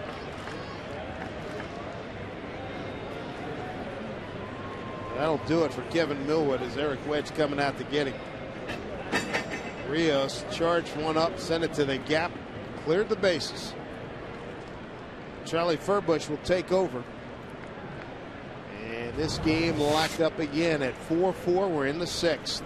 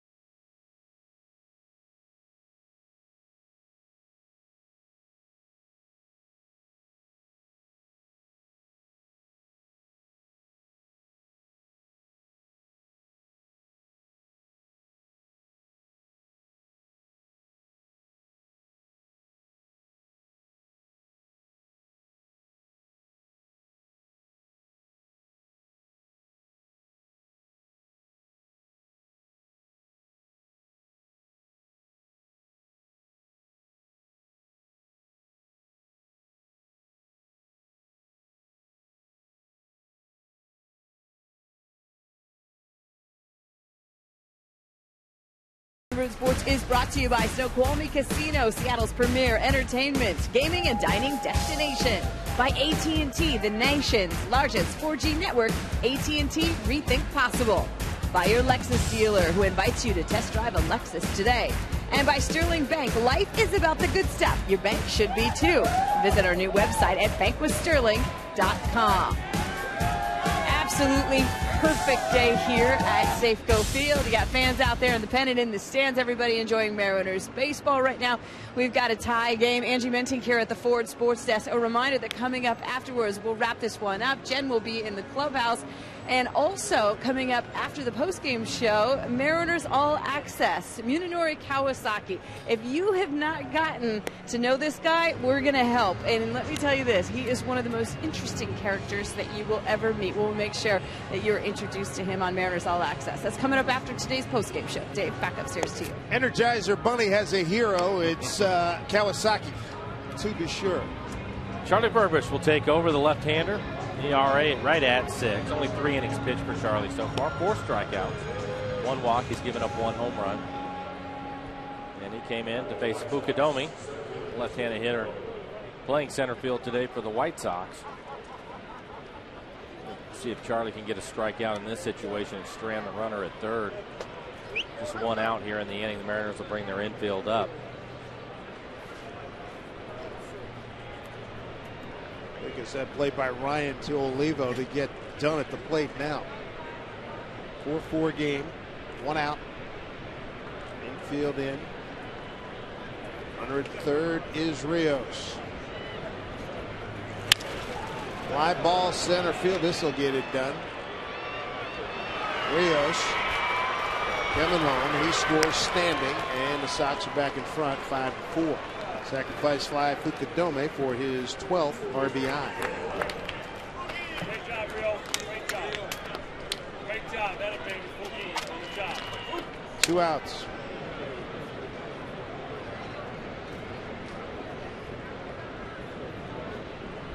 I think if Charlie had been able to retire Fukudome and strand the runner over there, we would see Steve Delabar. The right-handed hitters, but now with nobody on base and 2 outs, so just leave Charlie in there. There's Delabar. He was ready to go.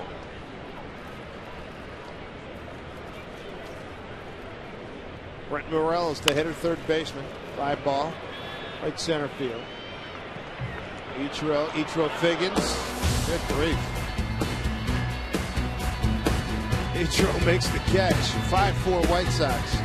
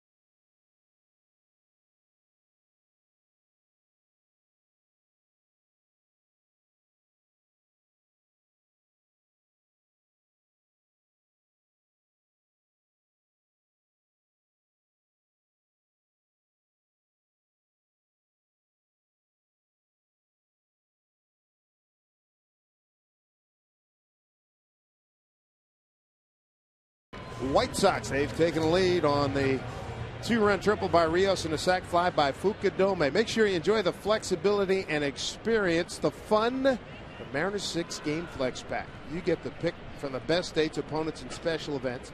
And we're going to provide you the savings. Pick up your 6-game flex pack. Pick it up right now. Mariners.com/flex. Some work to do for the Mariners. They now trail 5-4. John Danks facing Ryan Figgins and Ackley in the bottom of the 6th. Mariners were able to answer the White Sox in the 3rd inning. The White Sox scoring 2 runs in the top of the 3rd.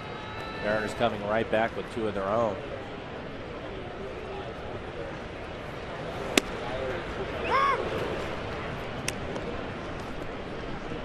Go with stats line 5 and a third, 8 hits, 5 runs, all earned, 2 walks, and 3 Ks.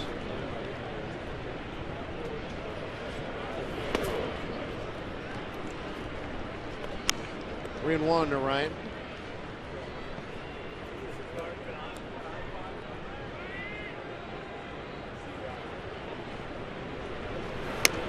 And he's aboard. Second inning in a row, the Mariners leadoff man has drawn a walk. John Banks' 4th walk today. Top the order in Figgins.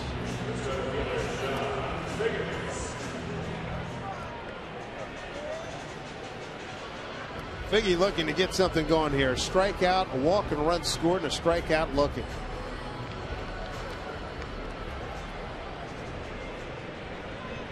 Just shy of 20,000 on hand here today.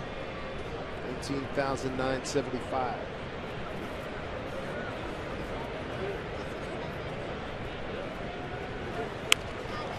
Having a hard time keeping bunts fair.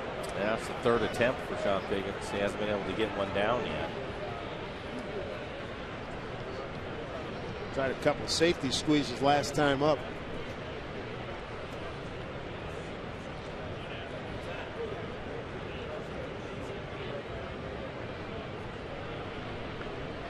Two straight innings with the leadoff man reaching via walk, and a third that they've had a runner on. Oliva led off the 4th with a base hit.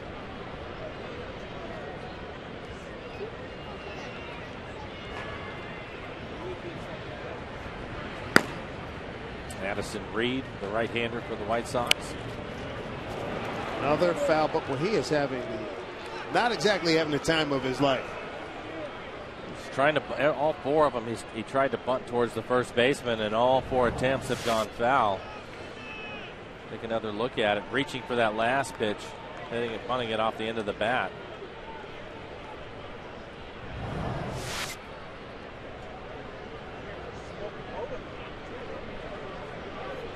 Oh, and 2.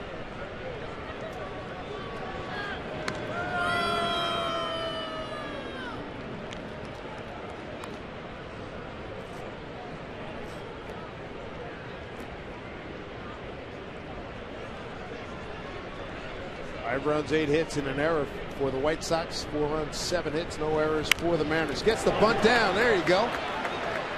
Sacrifice 1-3. Wow, late getting that foot in there by Adam Dunn. 2-strike bunt by Figgins, a sacrifice. 1-3. Well, these are the numbers for Millwood today. 5 1/3, 8 hits, gave up 5 runs. All of them earned a couple of walks, 92 pitches, 54 of those for strikes. And it looked like after a great play by Brendan Ryan, a real good chance of getting out of the inning. Unfortunately, Rios hits a triple off him, and that's where a lot of the damage came from. As Figgins able to get the sacrifice bunt down. I like the fact that he was persistent and got the thing done. And that's something you don't see in today's game anymore. A guy gets a couple of strikes on him, they don't like to put the bunt on, they'll take it off. And Figgins staying with it gets the job done. Back this way. Ackley in the game. He's 0 for 3. Hit the ball hard out to right field. Fortunately, the line drive was right to Rios.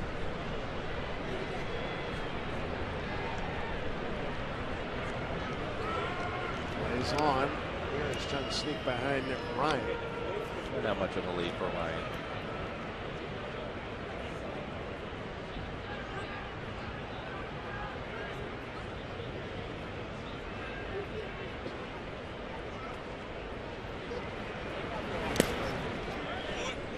One.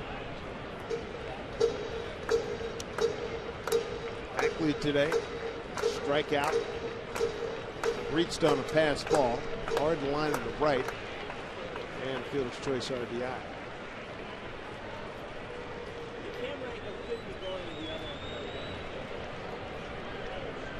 One out. Ryan at second. Able to check. 2-1.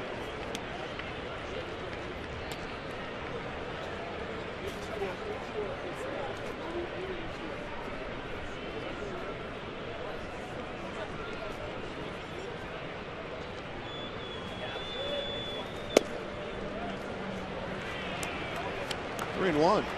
Good count for Ackman. On deck hitters each way. He's having a 2 for 3 day with a run scored.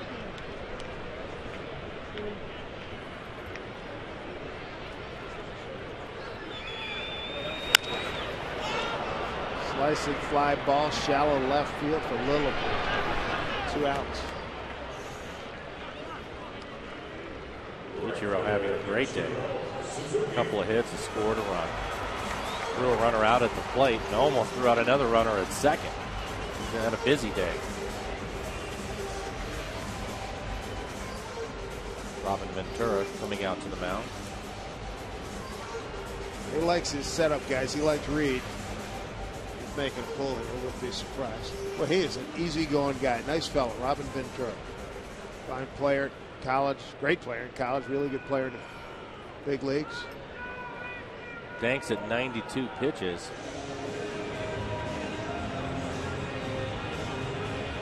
But more of a conversation about how they're going to go at Ichiro lefty on lefty here. Ichiro again with 2 hits in the game. Maybe changing up what they were trying to do, go to a different plan. Or they could. I doubt they'd put the go-ahead run on first. You have the rookie in Montero on deck.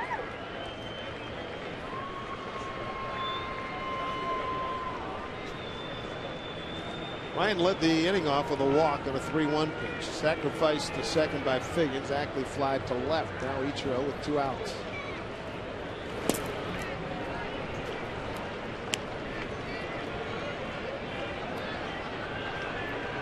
Chicago. Robin Ventura's club got on the board first and the third with 2. Mariners answered with 2. Mariners took the lead bottom of the 4th. And then in the top half of the inning, Sox went back on top, popped up and playable. Third baseman Morel, foul territory, inning over. The Mariners leave a man at second base. We go to the 7th inning, and the White Sox have a 5-4 lead.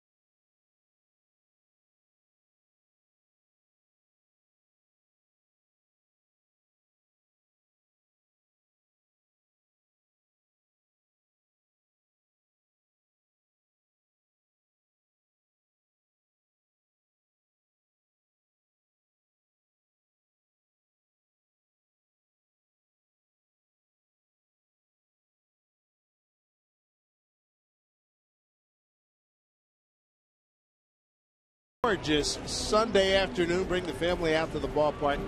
60 degrees, just fabulous. This copyrighted telecast is presented by authority of the Seattle Mariners and may not be reproduced or retransmitted in any form, in the accounts and descriptions of this game may not be disseminated without the express written consent of the Seattle Mariners. Dave Sims, Mike Flowers, Roots Sports crew on hand here. 19,975 watching this third and final game of the series with the White Sox. Their only visit to Seattle. Mariners will go there twice, once in June, once in August, and Steve Delabar takes over on the mound. 7-inning pitch, 11 strikeouts. He has given up 4 home runs. He gave them up right out of the gate. Had a tough time getting his feet on the ground, but he's pitched well as of late. Great fastball. His fastball will be 95, 96 miles an hour. Also will mix in a slider.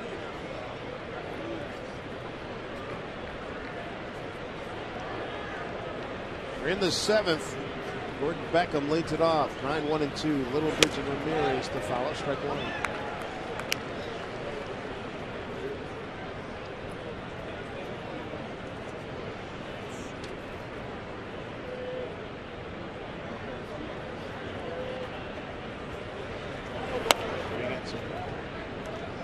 Right center field. Big gap between he and Wells as they defense against Gordon Beckham. He's 0 for 2. Label made a nice play on a dribbler in front of the mound to throw him out. Strike 1 and 2.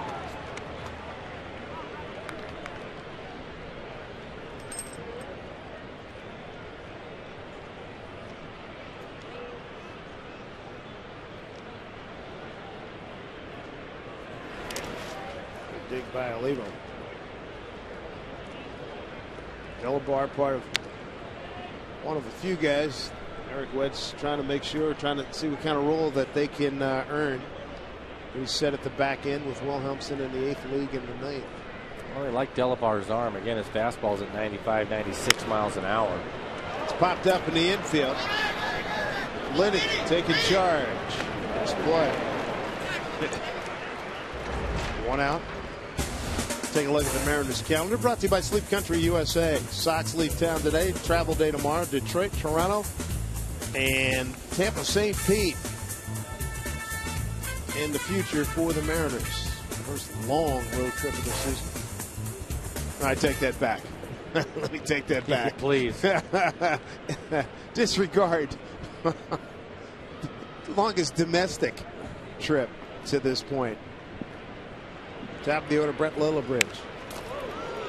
I think when you talk about Delabar, I think coming out of spring training here, what Eric would have liked to have seen is Delabar be the guy pitching the 7th inning. Maybe him, and I think originally it was George Sherrill. George on the DL now, so you have Charlie Burbish there. But Steve ended up getting off to a little bit of a rocky start. They like his arm. Why wouldn't you? His fastball, again, 95, 96 miles an hour as he hits Littlebridge in the arm. That's not what you want to do. Secondary pitches have been the question.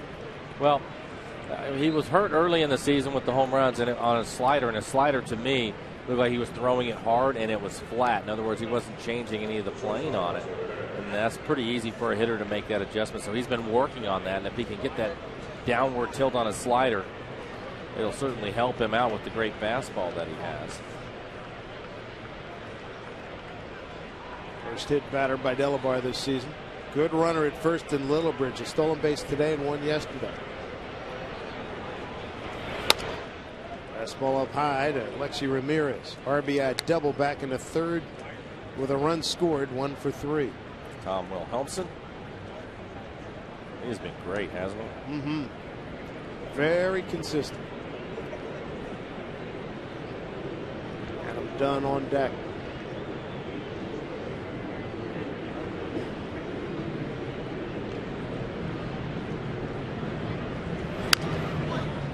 One.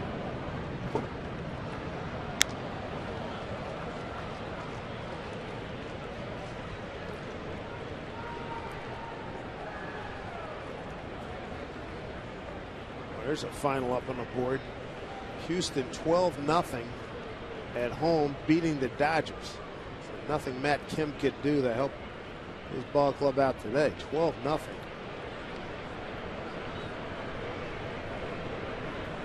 Runner goes, swing and a miss. Throw by Olivo. Oh no, he missed him. Stolen base. Number 5 for Littlebridge. That kid's good. Take a look at the tag. Dustin Ackley catches it out in front of the bag.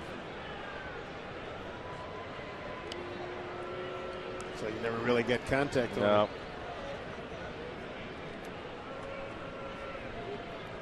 1-2 strikes to Ramirez.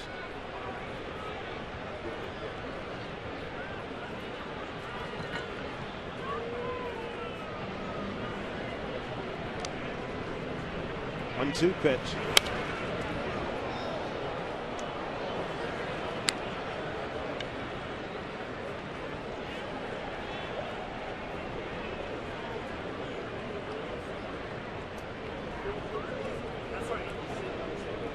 Mariners come up in the home seventh. They'll have the middle of the order: Montero, Liddy, and Seager. First things first, trying to get Ramirez, and he does with a strikeout. And he gets him with the good slider down in the zone, swings over the top of it. 2 outs here in the seventh. Good pitch by Delabar.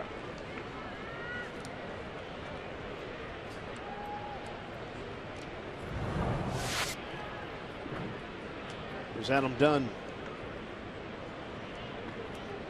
First time he's facing Dunn. Adam today a strikeout, RBI single, and a walk.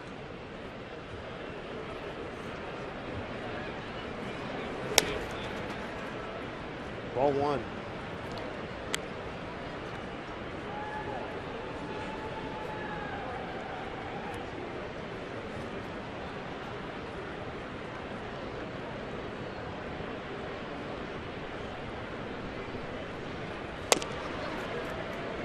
Two and 0.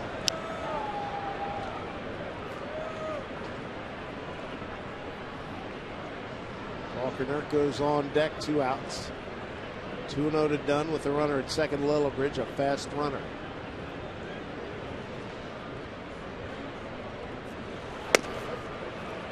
So strike 2 and 1.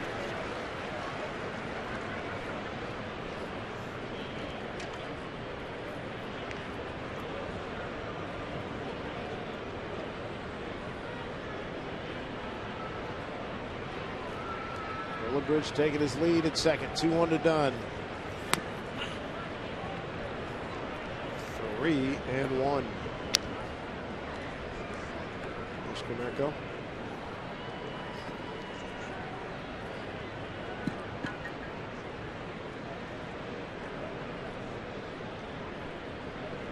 Good pitch. Hold over on it to Ackley.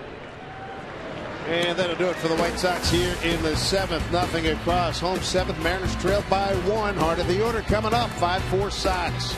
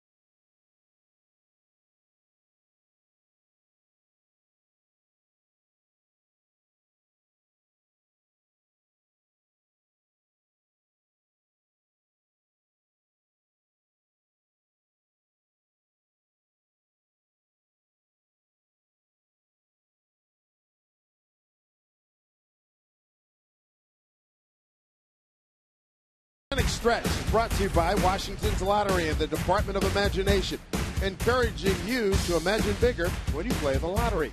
Visit us on Facebook or tweet what you do to Twitter #IfIWon. Who knows? You might even see your tweet appear on TV during an upcoming game.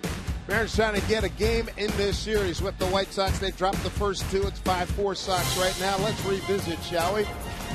Take you back to the 3rd inning. Here's Alexei Ramirez. How about this one? Ball hit down the line. You see Casper Wells coming over trying to cut it off. It hits the wall. And because of that, Lillibridge with great speed is able to score. Getting into third safely on the throw is Ramirez. Here's Adam Dunn. It's a base hit to right. And that'll play to run. Montero. Yeah, good to see the Mariners come right back. Line drive into right field. Montero able to pick up an RBI. Biggie scores, and here's Alex Liddy. base hit down the line. Liddy with a 2-base hit. That drops in a run. The Mariners have a 2-run third to tie it at 2-2. In the fourth. Whoops. Not sure what happened there, but apparently Dunn and Danks not on the same page. Around the score from second was Olivo. Here's Ackley. And after a high, fielder's choice throwing error. Mariners got a lead, but then Alex Rios to the gap at right center. Come on down. After a great play from Brendan Ryan, Rios comes up and hits a triple, his first triple of the year. They're going. Brzezinski score. They would add a sacrifice fly from Fukudome right here. And this puts Chicago in front again, 5-4, and that's where we are right now. About to play the bottom of the seventh inning. John Danks, the starter, has been lifted, and he leads with the lead.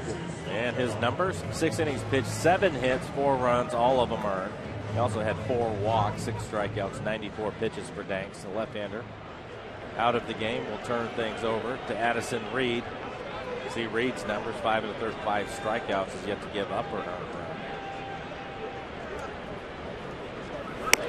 Robin Ventura really liking his setup.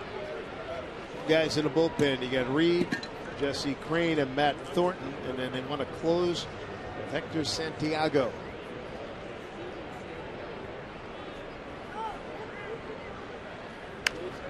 Montero fouls one off, 1-1.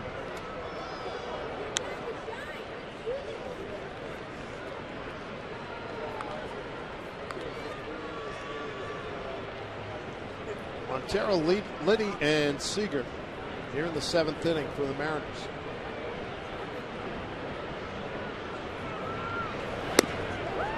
And 2.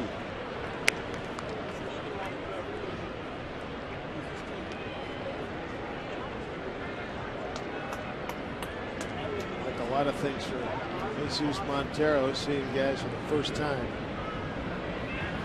Here's the 1-2 pitch, fouled off.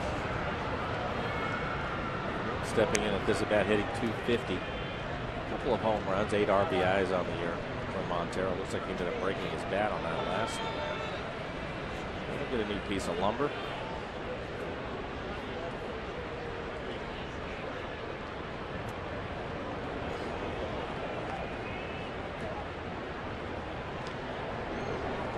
About 3 bats this week.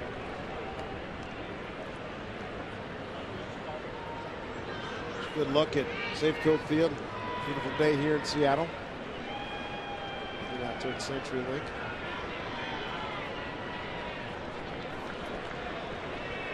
Counts at 1-2. Montero's gone. 1 out here in the seventh.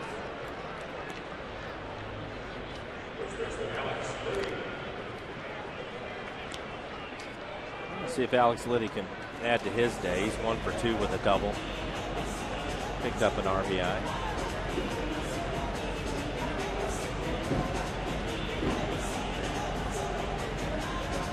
He'll go against Addison Reed, a 6'4", 220-pounder from Montclair, California. He's in Itawanda, California right now. 3rd-round pick by the Sox in June 2010. Fastball right there for strike.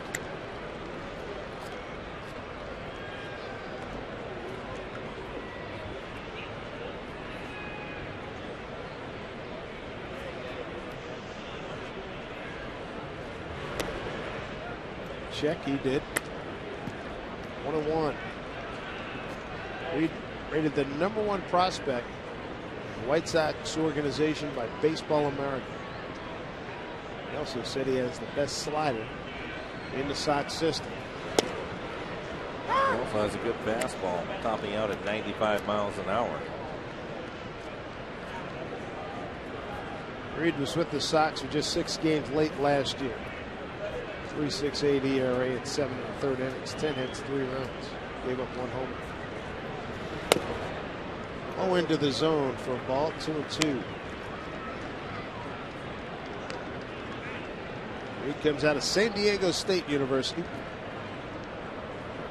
For Tony Gwynn.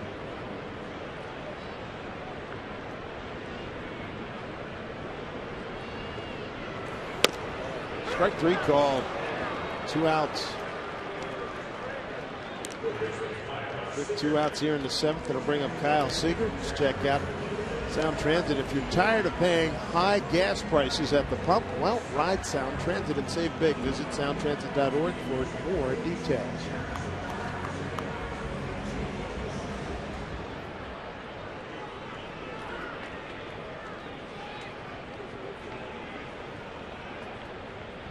First pitch to Seager. Fouled off. Seager today a strikeout. Fly out to center and reached on a fielder's choice and stole a base. That was back in the 5th.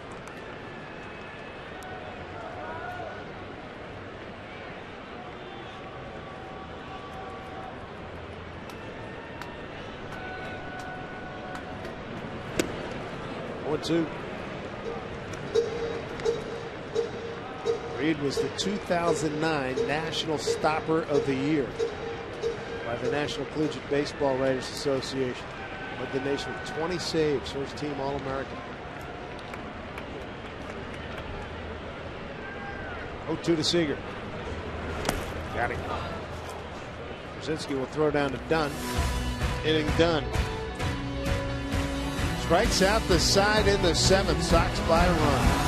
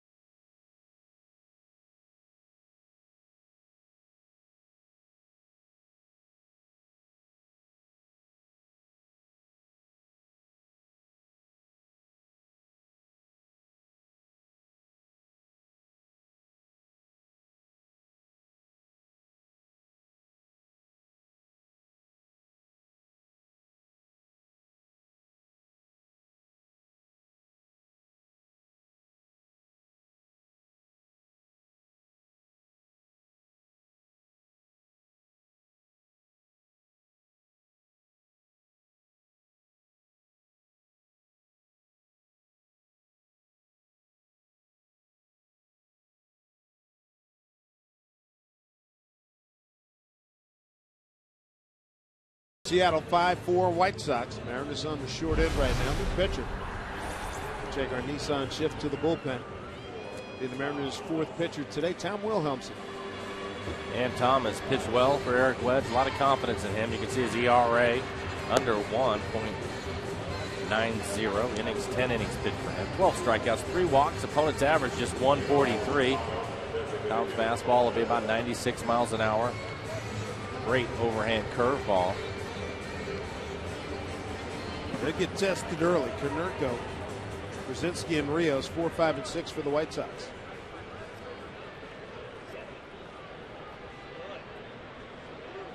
Mariners have not been able to get a hit since the 4th inning.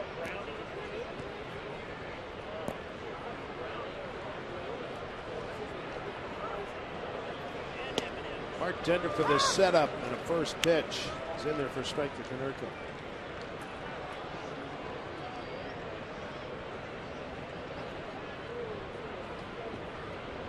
Konerko today ground out the 2nd, hit into a double play, singled to right and scored in the 6th. 4-2.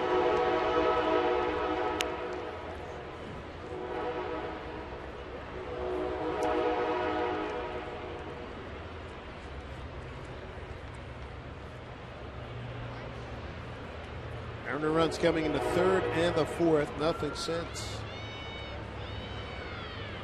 Sox took the lead with a 3-run 6th.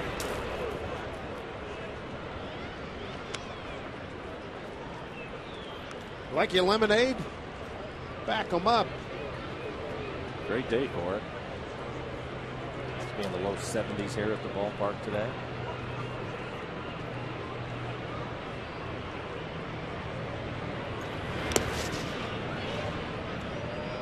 Jesse Crain and Matt Thornton getting ready for the Mariners in the bottom of the 8th. The Mariners have the bottom part of their lineup hitting in the bottom of the 8th. Olivo, Wells, and Ryan.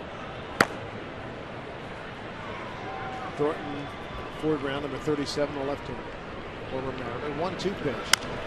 Konerko stayed with it. Hits it deep to left. Wells going back, can't make the catch. And Konerko will dig. He'll have to hustle to get the second. Safe. Wow. Oh, and then he came off the bag. And Eric Wedge bolting out of the dugout. That was quite a throw by Casper Wells. We talked about his arm. He can play right field, one of the stronger throwing arms. And it looked like the throw beat him. Surprised that Konerko decided not to slide. Yeah, that's very curious. Yeah, as you take a look at Casper Wells trying to make the catch right off the end of his glove as he goes into the slide. Recovers. And look at this. I'm not sure he ever touched the base. And then he came off the base. Ackley didn't see him come off the bases again. You take a look at Casper Wells. Good recovery. Oh, he throws a seed. Perfect throw into second. Oh, he was off. Konerko certainly thought he was out. I think, again, is because I don't think he touched the base. And he could feel the tag on his leg. Yeah, let's see, he was getting ready to go to the dugout. Yeah. He thought he was out. He didn't touch the base.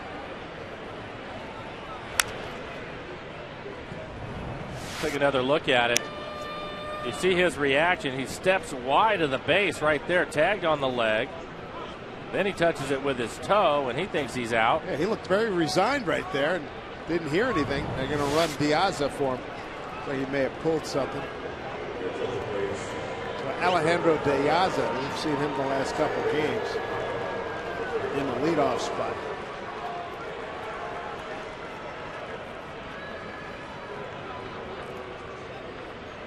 Quick reaction by Casper Wells out there in left field.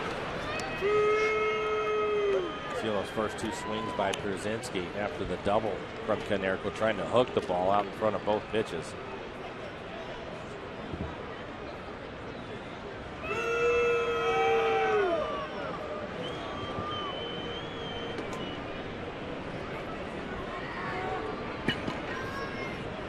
Two. Slaps it in the left field. Diaza, fast runner, gets a stop sign from Joe McEwing. Wells gets it back to the cutoff man. First and third for the Sox here in the 8th. And with 2 strikes, now he's just in survival mode. Pierzynski was a hot hitter coming into this series and flips it out into left field.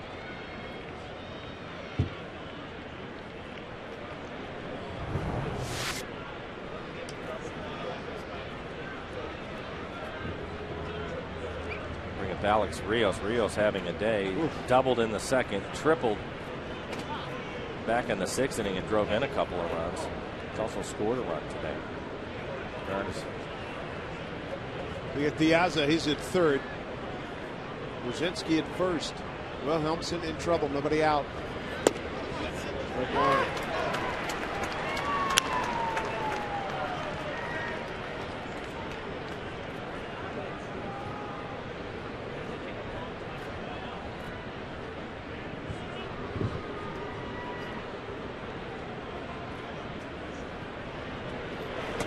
Breaking ball. This one misses.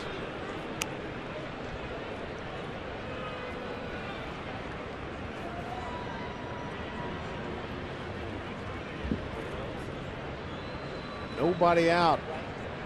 First and third. 1-1 to Rios. Just inside 2-1.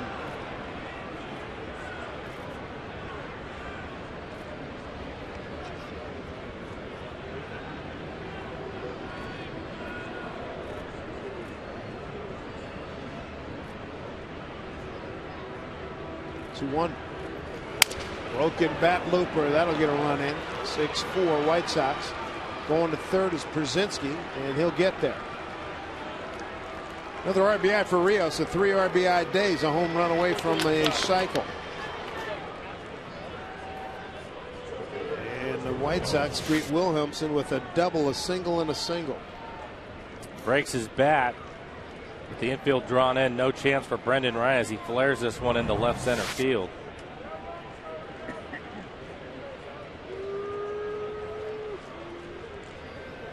So again, the White Sox in business, runners at the corners, still nobody out, a run in.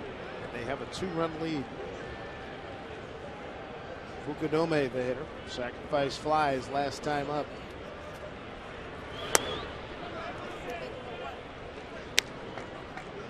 Oh for 1 with a walk and a sacrifice.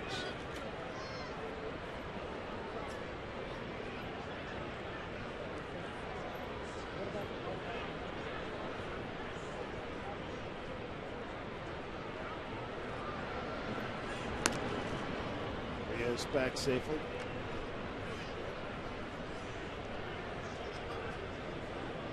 Rios 1 for 4 at base stealing.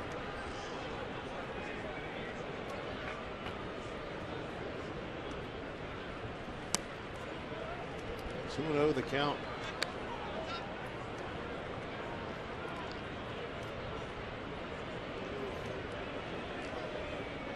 Mariners have some strong throwing arms in their outfield with nobody out. Pierzynski running at third. It's going to have to be a fairly deep fly ball to score. 2-0. Finds a whole base hit. Pierzynski will walk on. Rios will hold it second. 7 for Chicago. RBI for Fukudome, his second of the day, his 13th of the season.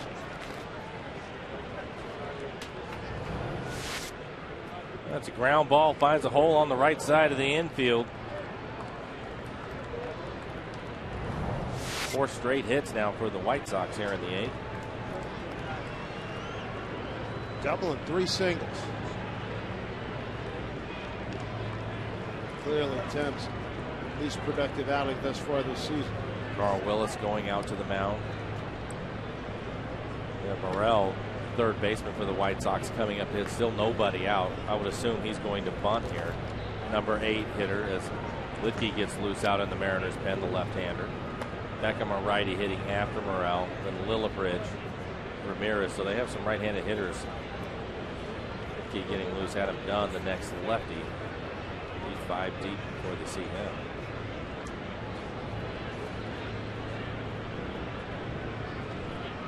White Sox with a 2-run third, a 3-run 6, 2 here in the 8th, nobody out, 2 on.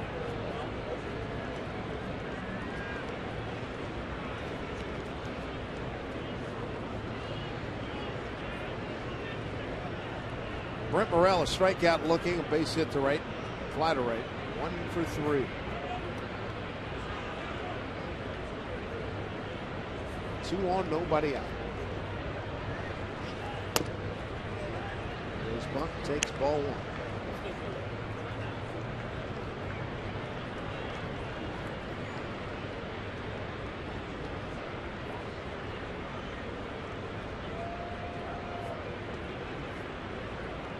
No pitch. Seager in at third. Liddy at first. Swung on and fouled straight back.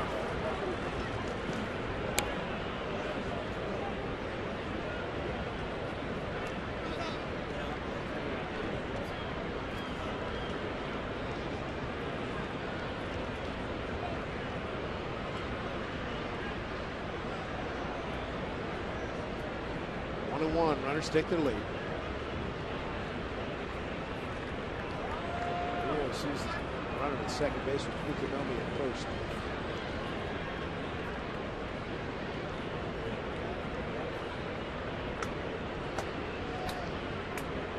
One. Breaking ball for strike.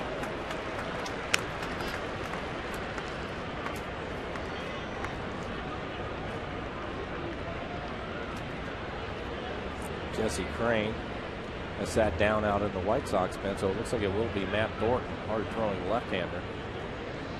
1-2. Popped it up. Seager might have room. No.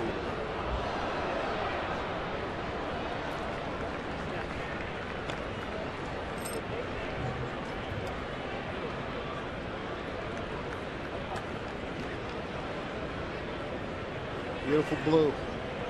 Good to see it here in Seattle. Second day in a row. 13,975 on hand. 22,474. Watched the perfect game yesterday.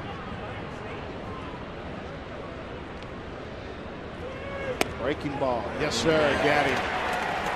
First out. Second time Morel has taken a called third strike today. First out of the 8th inning. Just a hard curveball. Freezes him. Giolivo holding the pitch there. Gets the call. Gordon Beckham, the hitter. Second baseman. Gordon today. Not getting the ball out of the infield. Tapper in front of the mound. Olivo throwing him out. Ground ball to short and a pop to first.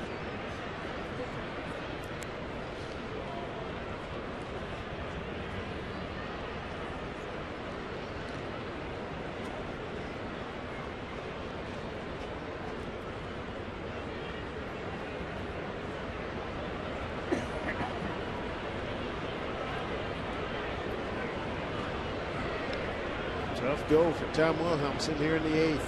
12 hits for the White Sox.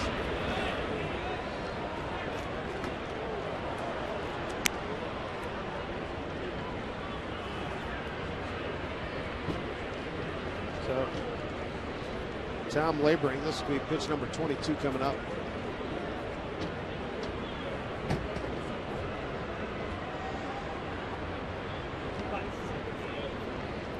Breaking ball, swing and a miss, 0-2.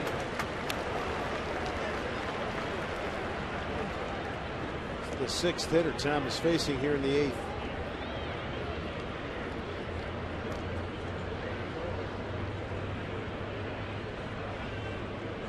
Rios at second, Fukudome at first.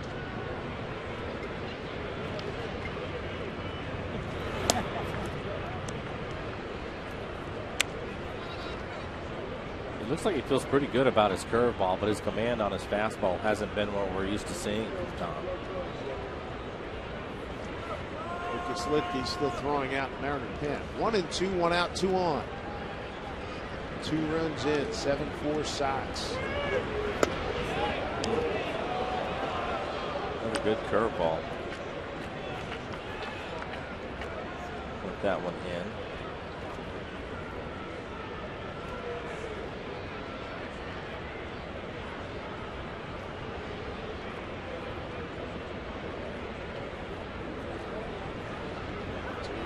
Pitch.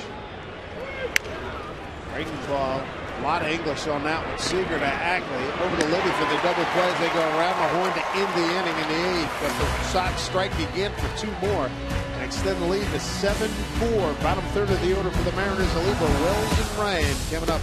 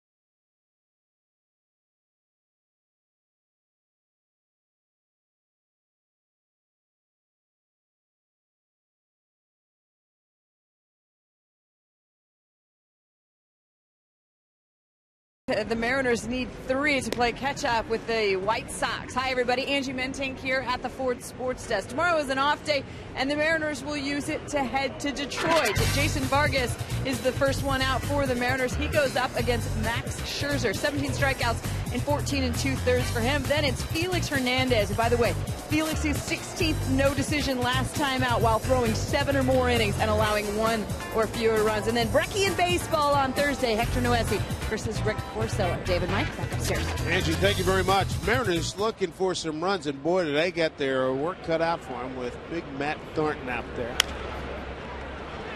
Quick hop here. Dunn makes the play, and that's a fast out. We got easy 95, 96 with Thornton. At times 97, 98. That first fastball to Oliva was 95 on his hands.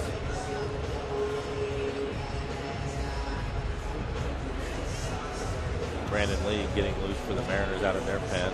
Off day tomorrow to travel, so they're going to get him an inning's worth of work.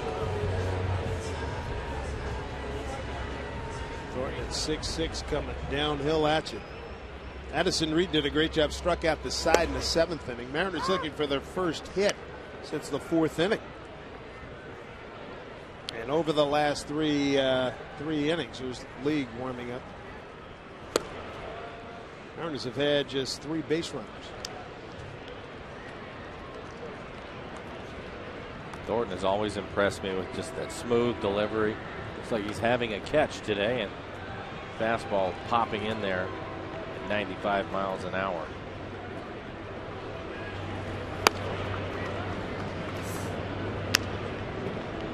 Same phraseology we used for you Mariner fans down the road. Taijuan Walker, right-handed version, not as big, but he's tall. He's 6'4", 6'5". Quite as big a man as Thornton, but the same kind of thing. Looks like he's having a catch, and with that.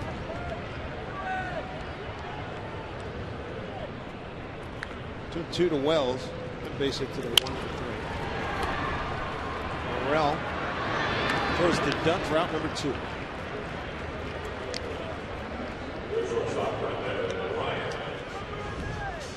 Hitting the road outside the Northwest. Take the Mariners with you. Subscribe to MLB.tv to see the Mariners live on your favorite devices in HD quality. Visit Mariners.com to order and get more details. MLB.tv, baseball everywhere. If you don't have it, you got to get it. Phone, your laptop, your iPad. It's remarkable the quality of the video. And you can stay in touch with other games with the Mariners when you're outside of this area and check in on other baseball games. As Ryan looks at a pitch up high for ball 1. He's walked his last 2 times up. 0 for 1, fouled out to the second baseman.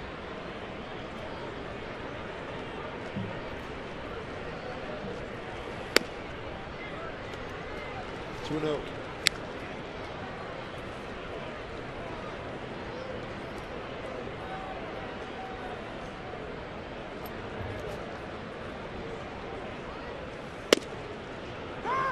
With his first strike, 2-1.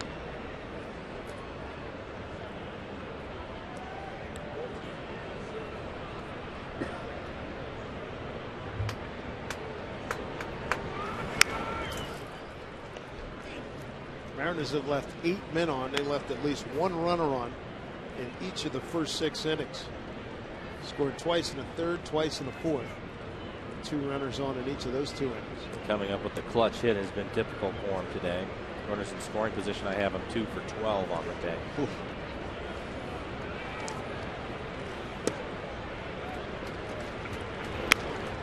Brendan Ryan has a chance to get his 3rd walk of the day. Biggins waits on deck. You're talking about runners in scoring position. First 12 games, Mariners 291. Since then, 103 entering today's game. Bouncing ball, Morel throws, and the Mariners are gone in order again. It's 3, 6, 7, 8, 9 in a row retired by White Sox pitching.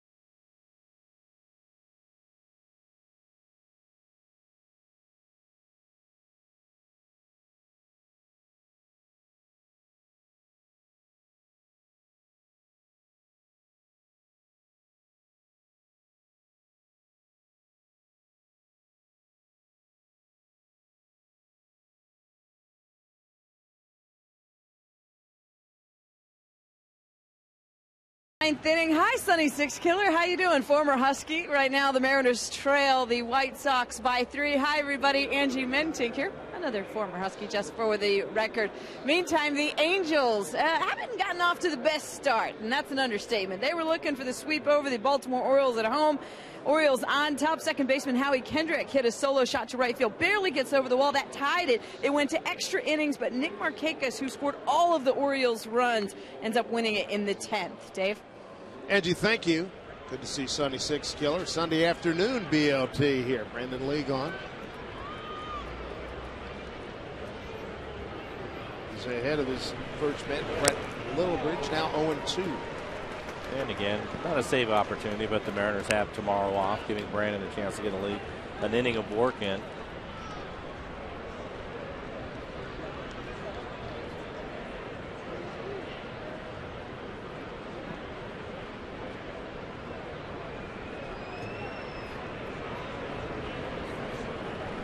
Two, swing and a miss.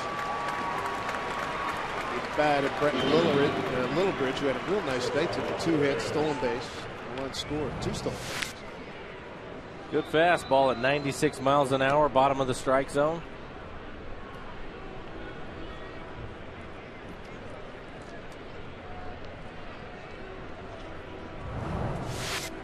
Here's Ramirez. Lines one, center field, coming on. Figgins out number 2.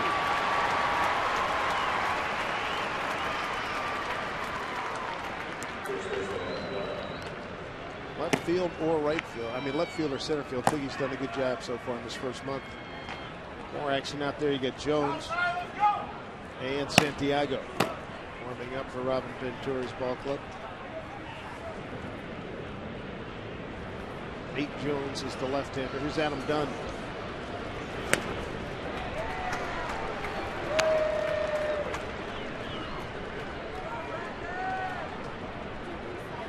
Single and an RBI in the 3rd for Dunn.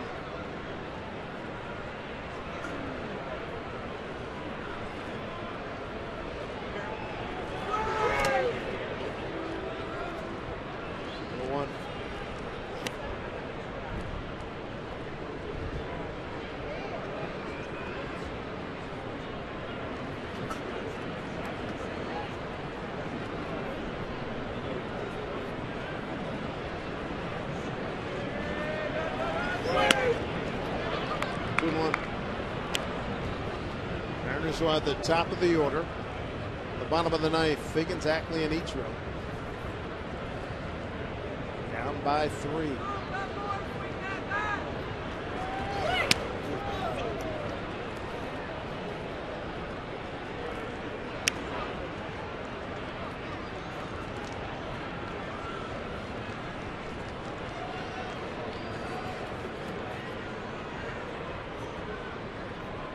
Bright, sunshiny day here in Seattle. Gorgeous. 3-1 to Dunn. Center field for Figgins coming in. It looked like it knuckled on him a little bit, but he was all over. Nicely done by Leake and by Figgy. Here we go. Last legs. Figgins, Ackley, and Ichiro down 3.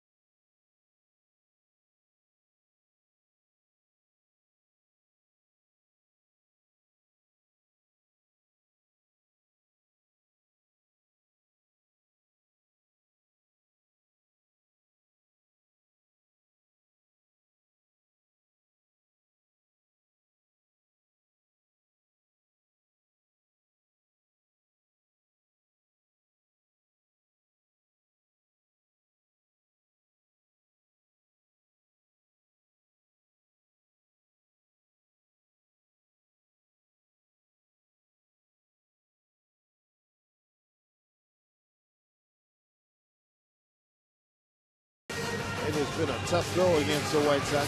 Won the first 2 games. Number throws a perfect Your game attention, please. yesterday, Now pitching to the 4-0 White Sox, Friday night, number 50. 7-3 win. Now they bring in their closer, young man Hector Santiago. They have been very impressed by him.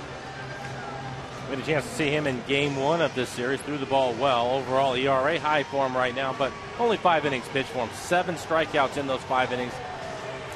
He's walked 1 batter and given up 3 home runs. Good fastball. His fastball will be in the low to mid-90s.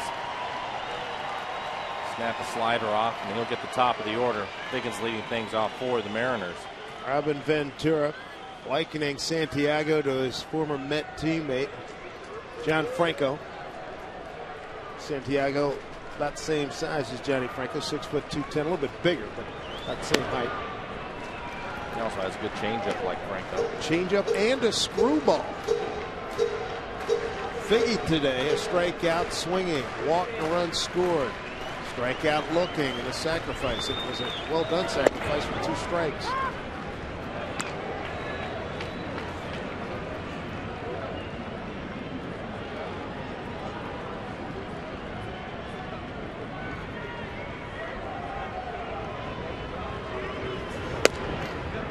There for a strike. Figgins behind 1-2.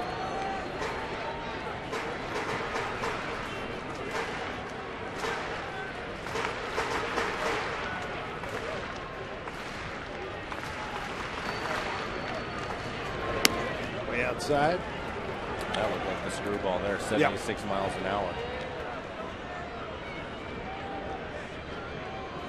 You see many guys throw the screwball. Probably the greatest one, Fernando Valenzuela, had a terrific screwball. 2-2. Figgins swings and misses. 1 out.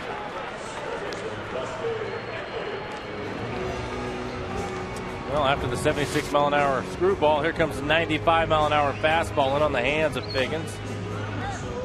That looked like it had an extra run late, didn't it? Tied him up. Yeah, a lot of life to his fastball.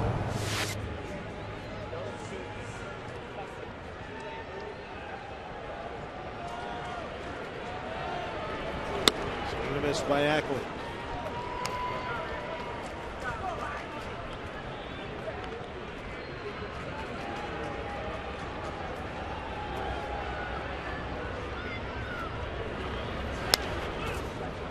Behind 0-2.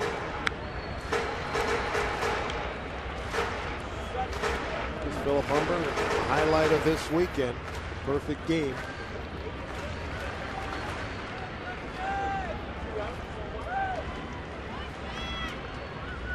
Two.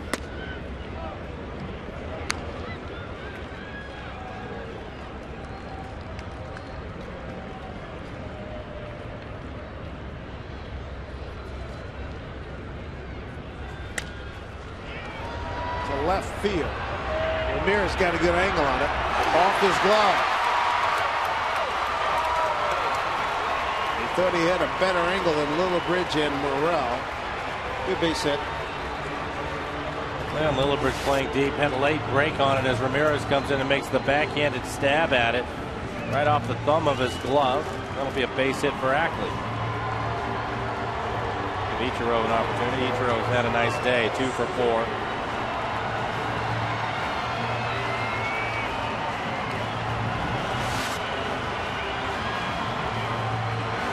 One out, one on in the ninth. Mariners down by 3.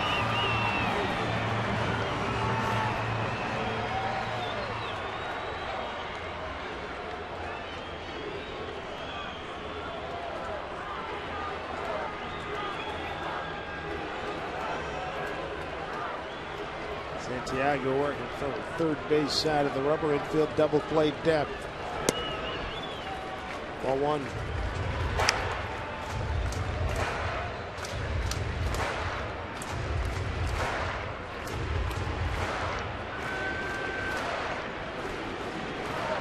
One and 0. Chopper goes foul.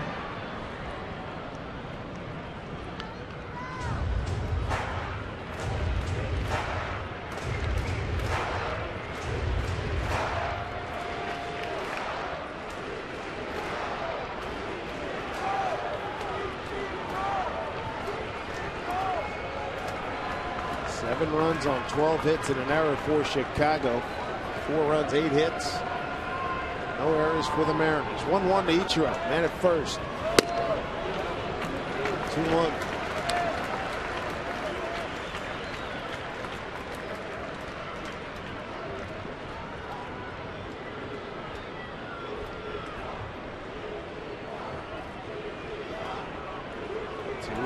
Pitch. That is a foul ball.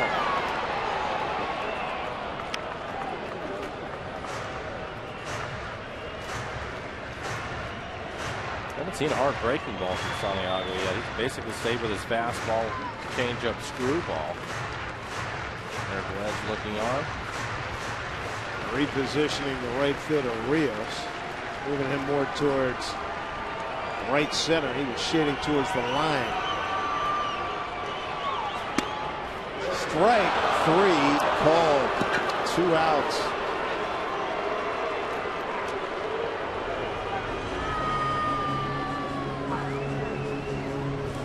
And it looked like his pitch was probably off the plate away. Take a look at Pierzynski. He's one of the best. He's been back there for a long time. Holds it there. Steals a strike, I think, for his pitcher. Bring up Jesus Montero. Montero in the game today. He's 1 for 4. Had an RBI back in the 3rd inning. Hunter goes. Ackley gets second in the difference.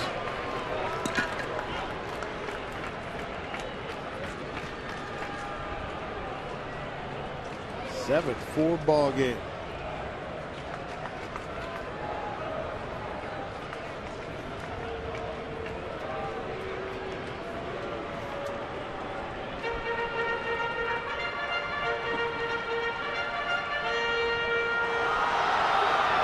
Deep in center field is Fukudome. Lillibridge and Rios straight away for Montero.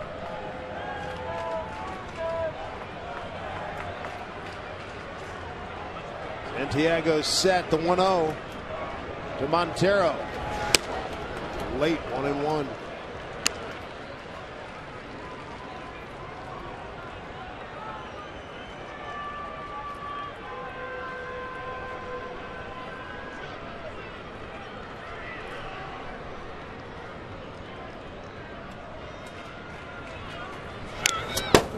Mariners are down to their last strike.